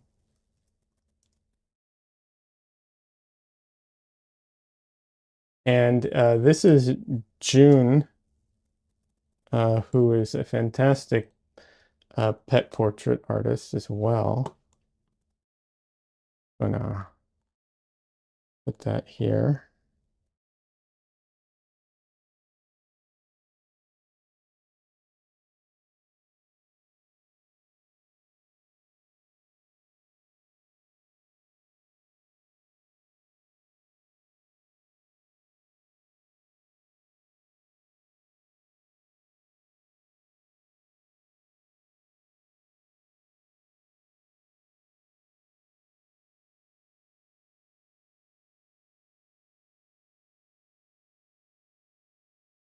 Huh.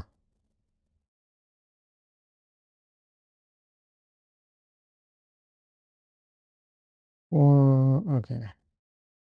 Let's see.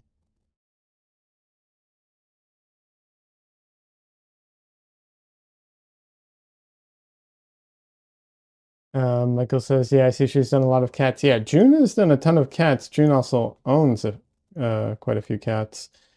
Um, June's really good, but June also does commissions, not just her own cats. But you know, let's see, one more minute. Oh, um, so this is okay. I'll share another artist here. Um, he is a fantastic artist as well. He does pet portraits and just portraits and pop culture stuff, all kinds of stuff. He's fantastic. If you're not familiar with Kai, go check him out. But that is not what I'm thinking of.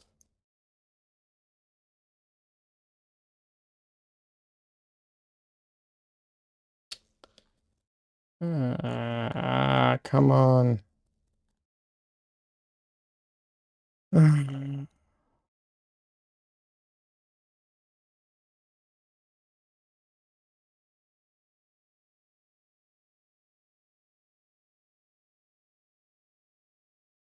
well, time flies today.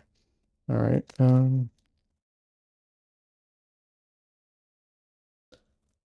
Hey Don Lee, how you doing? Good to see you. I'm trying to find a painter right now, a painting from a painter who I can't remember. I can't remember their name or any other details about them, which, makes it difficult to find. It's one of those instances where I have the painting in my head. I know who they are. I know exactly what that painting looks like. But for the life of me, no, no ability to recall anything else other than the painting itself.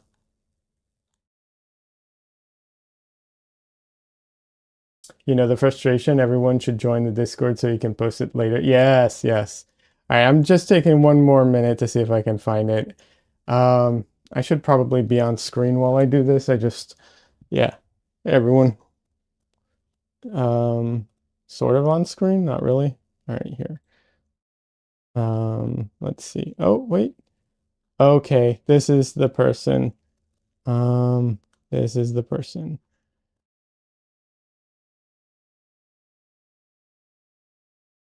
Camera, follow me. Nice shoulder. I know, stupid camera won't follow me.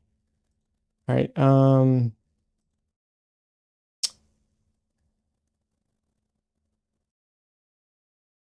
Okay. Oh, okay, I have to go off screen again because I can't reach my keyboard from over there.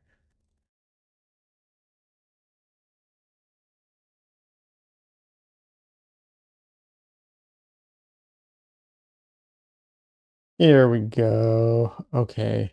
Where is that painting of a cat? Yeah, I don't think it was a commission, but they're such a good painter.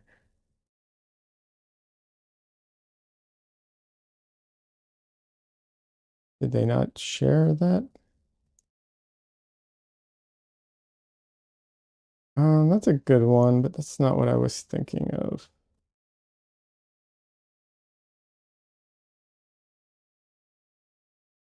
Come on. Jeez, they paint a lot. I realize I'm complaining about someone painting a lot, but like, come on, I just want to find a painting already.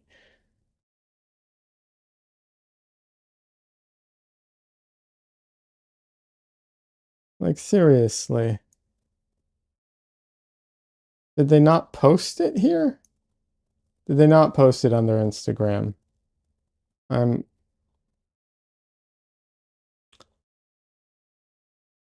how far back am I now? 2021. Sure, why not? They must have not posted it. Okay, this is the artist. I'll share the art. I'll share the artist. I don't think they posted the painting I'm thinking of, but, or I just couldn't see it. But here we go. This artist is fantastic. Absolutely fantastic artist. Um,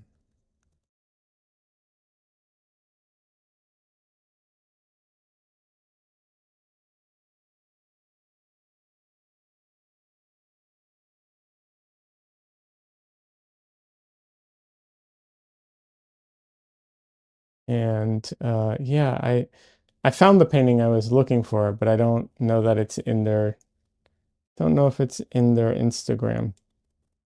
It could be hidden behind multiple, you know, multiple images, which I hope it's not, but yeah, that artist is great.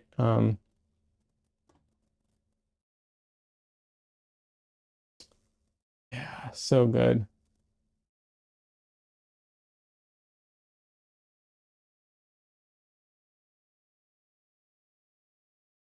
But I think it's all digital, if I'm not mistaken. Maybe some of it's traditional. I don't know. I think most of it's digital. Not that it matters, right? I'm not one of those people. It doesn't matter for like the quality of the art, but I do think it matters for, making commissions, right? Because like, how do you, you know, you can do digital commissions, but you can't do digital portraits the same way that you can do traditional portraits because like what are you going to sell them? A print? I mean, you can, but people rarely want that. They want actual you know, what's it called? They want something physical.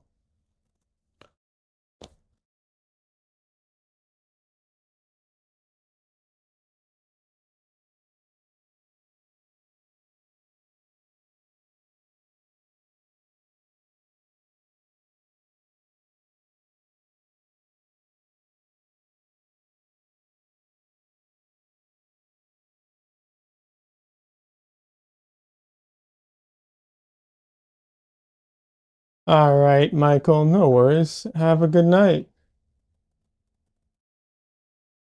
Um Donley says, can I find it here? Um,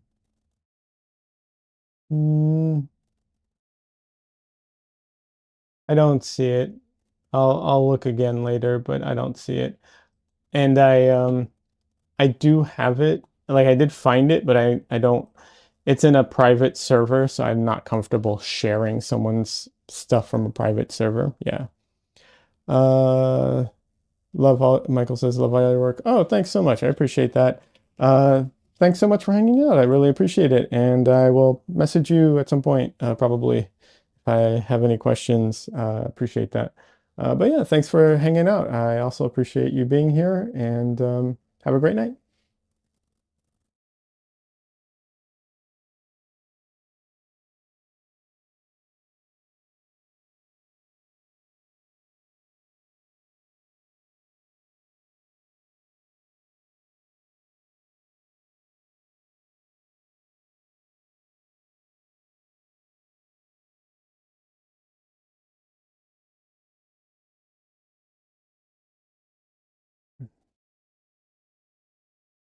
Hey, Don Lee, you're doing movie night tonight, right?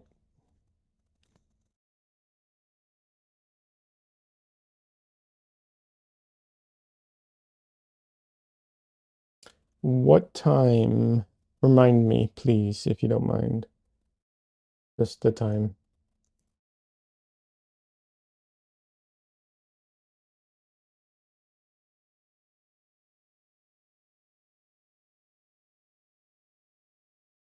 7:30 Eastern time. Okay. Thank you. Appreciate that. I won't ask any more details because I know it's I understand like the intricacies of it. But yeah, I just want to know the time. I will try, try and make it. We'll see. The thing that happens to me is I'm streaming now and then I'll end stream and I'll go get something to eat. And then I have to either feed myself and then I have to feed the animals or I do, vice versa. And then, go hang out with Michelle and everything, and then take care of whatever I need to take care of because there's always stuff to take care of. And then it's like, ah, damn, there's a movie night. I either forget or I'm just dealing with all the other things and I can't get to it. No worries. I know. Yeah, it's 6:30 my time.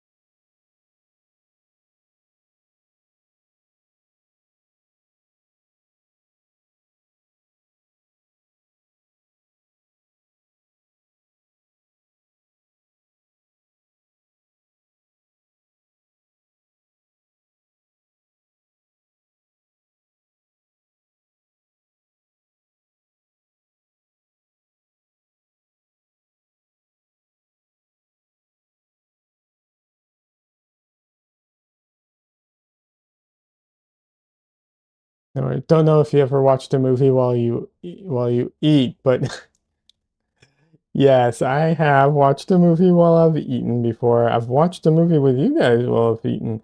But sometimes Michelle wants to eat together or something like that.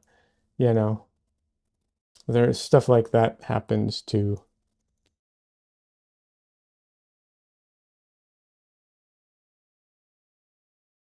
Or sometimes I just like if I'm trying to like edit something, the one thing I hate about editing is I cannot like when I paint or draw and I can watch other things while I'm doing that. But man, editing sucks.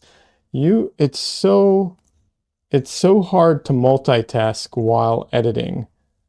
Um, you know, some things I can, like if I'm trying to just kind of like design a motion graphic and like I'm building some of the early stages of it, like sure, I can kind of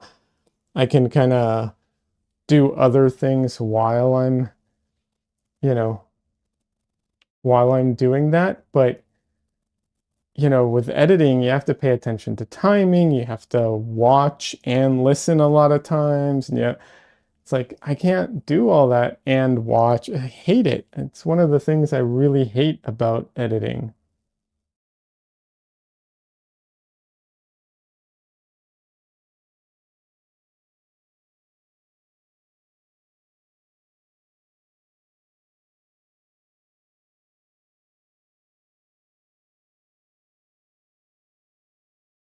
I know that might sound silly, but I have a hard time just focusing on one thing.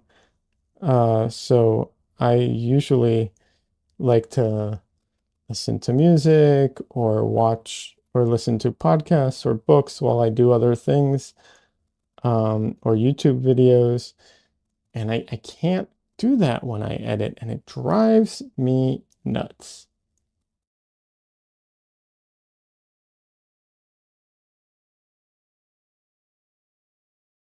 100% agree on your take on editing. Also, it is device intensive thing. That too, it absolutely is.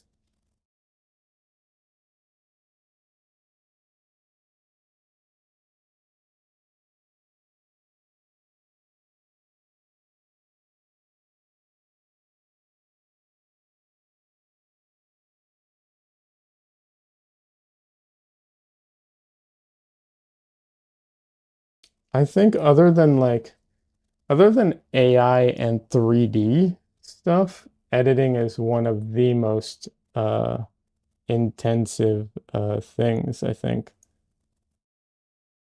I could be wrong, but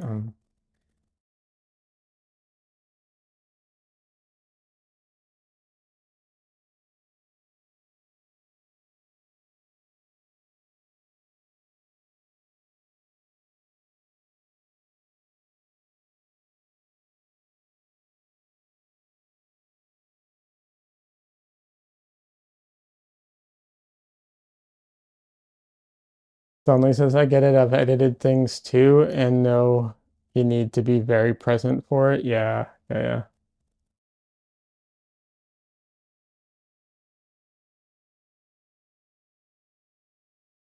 This is kind of on the subject of computers because editing and computers. Um, but everyone who is on Windows 10, um, just be aware that in October, supposedly they will cease to support Windows 10 and give updates for it. So you have to upgrade to Windows 11. I think the upgrade's free, but if your computer can't run Windows 11 for numerous reasons, you have to find a way to run Windows, to deal with that. Um, yeah, it's not great.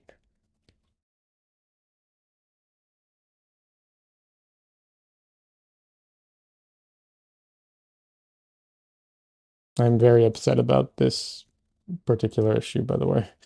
It's like seriously upsetting to me for numerous reasons.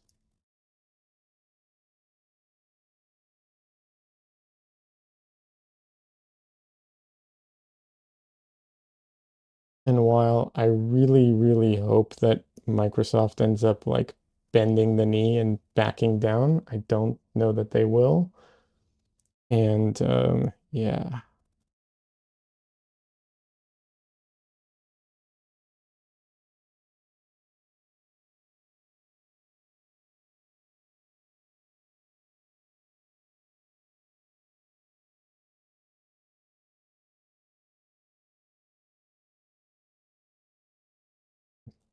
So yeah, the support ends in October. So anyone who has a Windows computer that isn't on Windows 11, um, you know, got to look into taking care of that. Dunley says, I'm still computer shopping. I saw a system last night that was being sold with Windows 10. So here's the thing. I don't want to, I'm sorry if I'm getting too much into like computer BS for some people, but Windows 10, um, most computers that can run Windows 10 can run Windows 11, and the upgrade to 11 is free. However, uh, just because they can run Windows 11 doesn't mean that you can upgrade to Windows 11. Now, that might sound convoluted and stupid, and it is. The reason for that is that Microsoft has built in all these different requirements for Windows 11, some of which are like security requirements and all this other stuff. Um, and there are some computers that even though they have the resources or the CPU and everything is capable of running Windows 11, they don't have the security thingy that they need.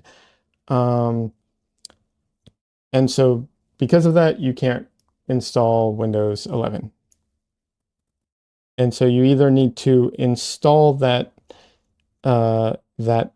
module, or you need to upgrade a portion of your computer so that you can get that. There's a few different things. One's a security thing on your motherboard, I think. Another is,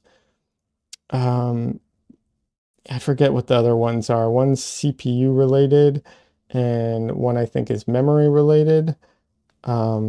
Yeah. And so it's really annoying and really stupid. Um, and there are ways around it um, for now. I don't know how good those ways around it are. I haven't used them yet. But yeah, it sucks. And I'm really pissed about it because you know, there's things like for instance, my mom who has a computer. I don't know if her computer is capable of running Windows 11 because, okay, I take that back. 11 is a little heavier than 10, just a bit, but yeah, her computers aren't the best, you know. She doesn't use it for much, so she never buys like top of the line. And so now she can't upgrade, so now, and they're laptops, so I don't know if she can even get around it or whatnot. And then, so you know, it puts me in an awkward situation where it's like, okay, I want to help her with her computers, but this is really, she's really far and it's really hard to do from this distance and so on. So what now? She just has to buy a new computer? That sucks.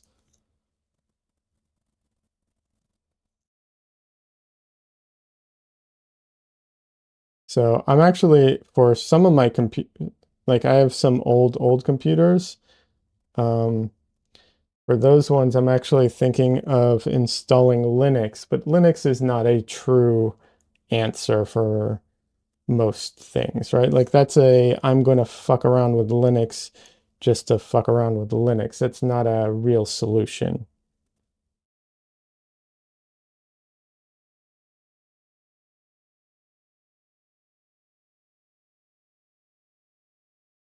I don't care what Linux people say. It's not a real solution.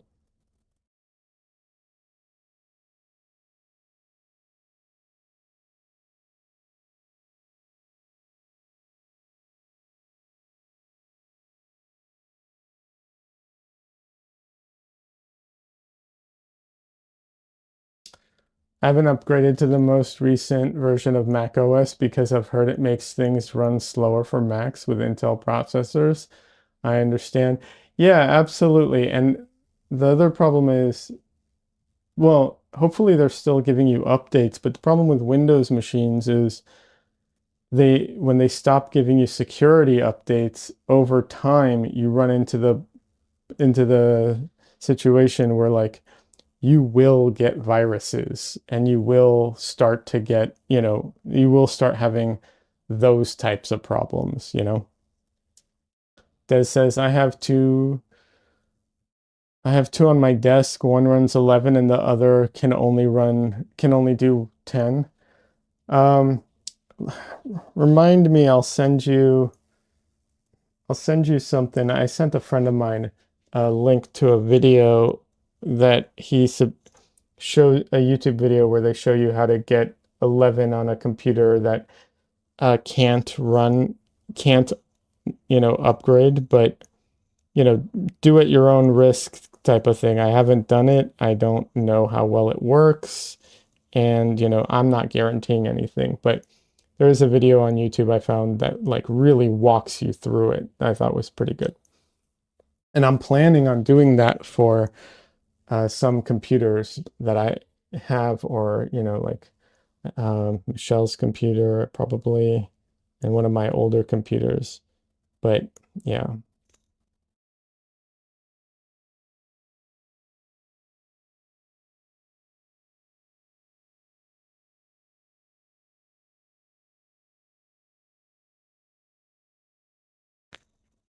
Oh yeah, it sucks. Not happy with that.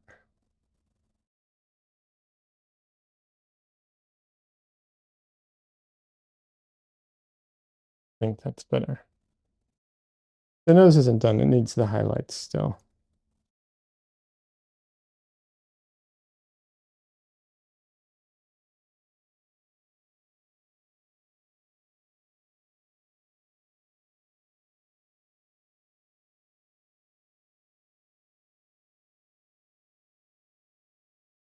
Donnelly says Max stops updating after a while. Haven't had one in several months. So yeah, they cut off the updates after a period as well for my system. Ugh, it sucks.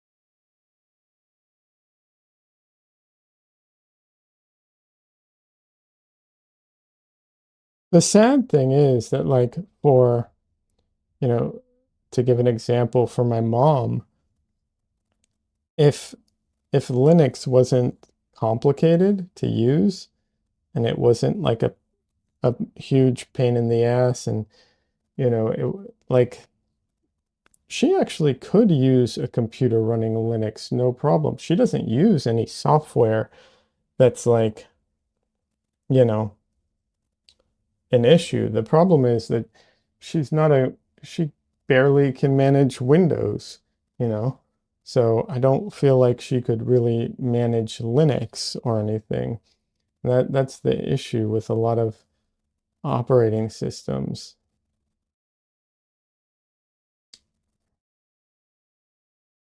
I couldn't use Linux because there's like there's certain programs that they just don't have, or there's no good alternatives for. So yeah. But for certain people, for certain things, I do take that back. Linux could be an alternative, especially if they could just make it easy to use. Like if they could make it as easy to use as like Chrome OS, you know,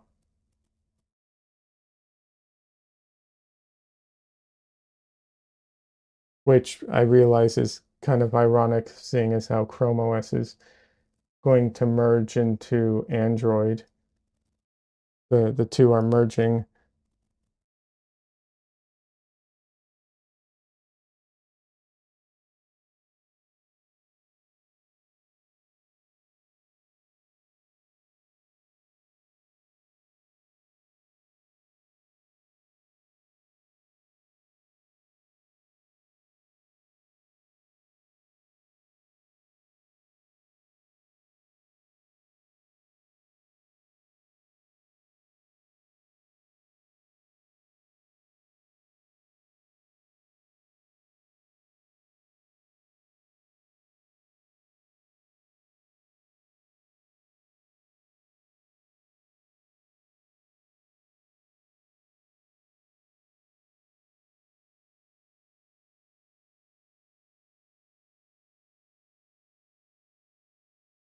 But yeah, I think I saw somewhere where it's like if you take a computer that has like Windows 98 on it or something, and which I realize is very, very old, right?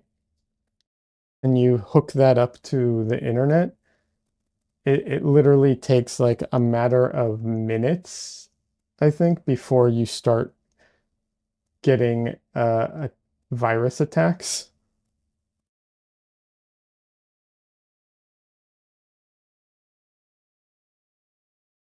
I don't know how truly accurate that is, but I saw something about that and I was just like, okay, that's crazy.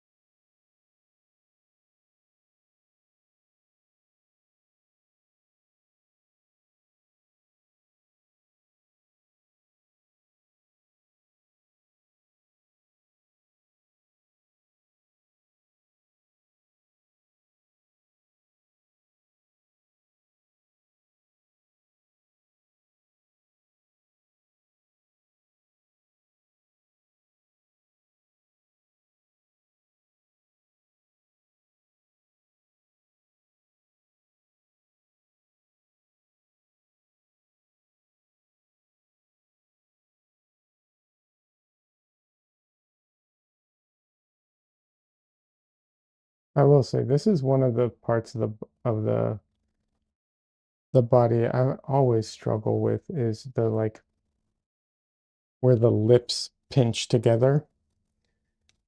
It's such a like delicate little area that has like so many, it's very similar to the nose in a lot of ways, only more subtle a lot of times. But yeah, very, it can be very challenging.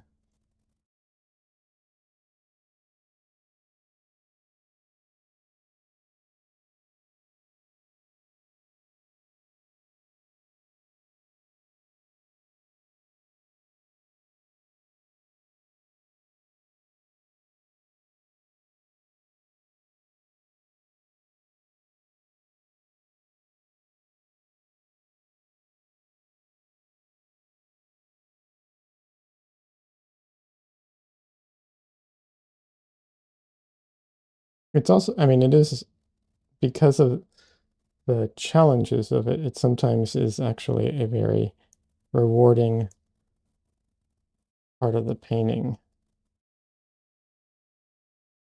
but it can be challenging for sure.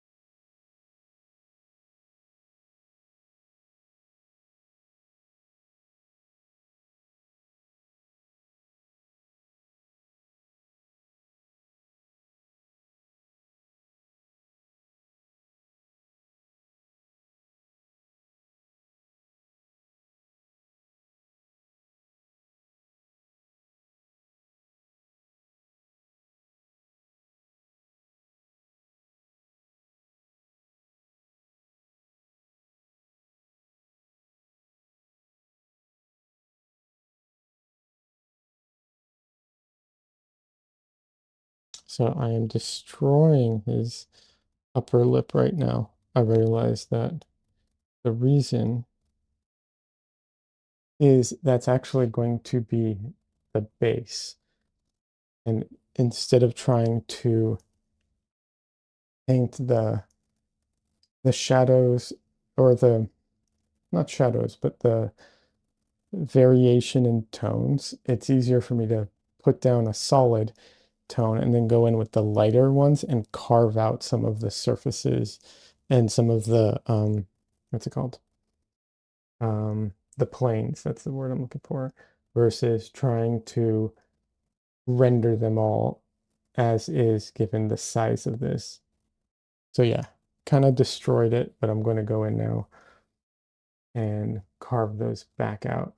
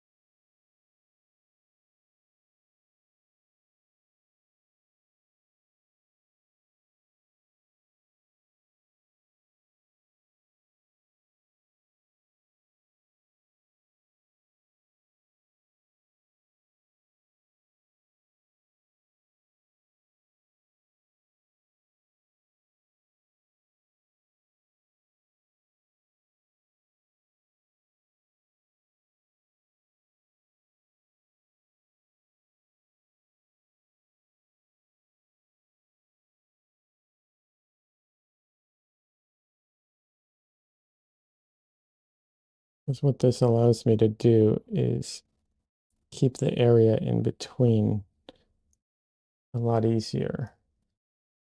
Because it's a lot harder to put that little bit in than it is to just carve it out like this.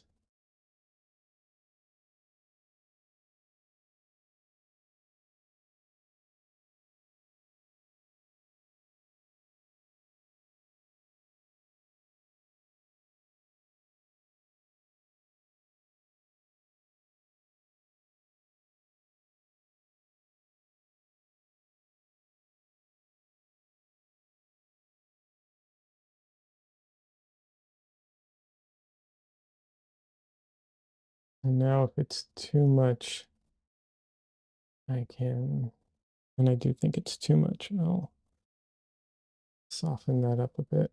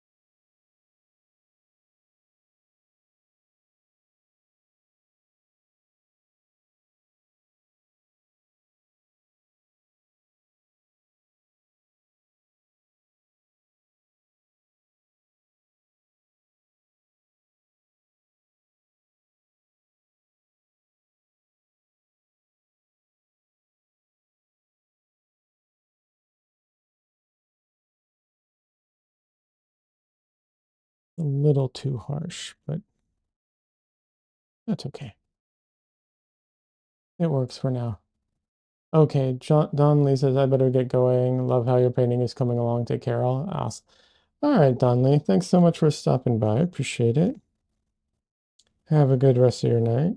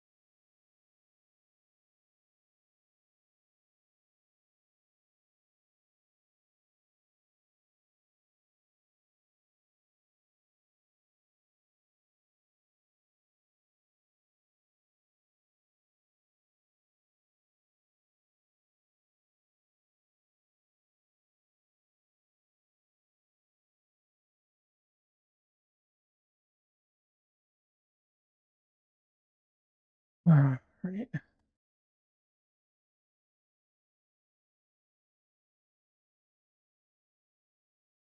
His lips still look a little swollen at the moment, but I'll keep working on that and get them, you know, looking a little less.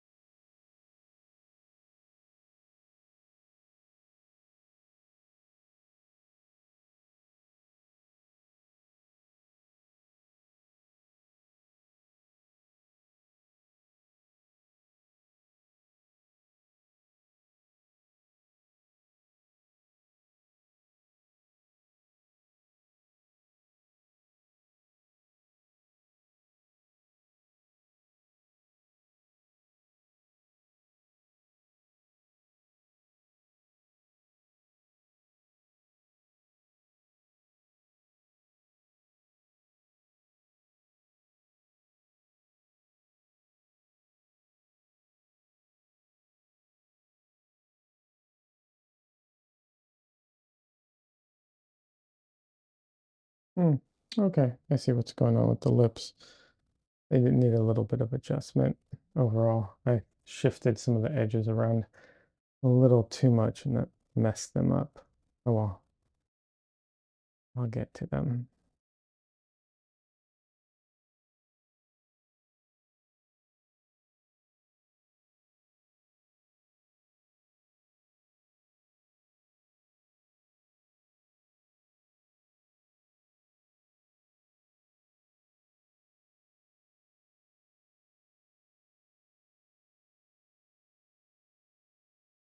Alrighty, my camera needs a rest, and I'm already at 2.5 hours, and I need to eat, and on and on. So I think I'm gonna call it a night for the stream. Ah, it, you know, I wanted to be done with it. I'm not done with it. I just, I don't know. I feel like painting a, painting a painting at 2.5 hours or 2 hours at a time or whatever. It's not always the best way of doing it. And if you are, if that's all the time you have, even half an hour, it's still worth doing. However, maybe don't stream it so you can focus more and get more out of it. That is the limitation of your time. Um, I do appreciate everyone being here when I stream. It's not anything on you. It is just I know I am not at my peak painting performance when I'm streaming. So I know there's a lot of back and forth mistakes and so on. Yeah, but I do enjoy streaming. I really enjoy people hanging out, talking about art and everything like that. Is always fantastic, and I really do enjoy it. So I will be back on Wednesday. Everybody have a fantastic rest of your weekend, what's left of it. Um, and yeah, I don't know. I think that's about it. Have a good one, and I will be back on Wednesday. Okay. Bye, everyone.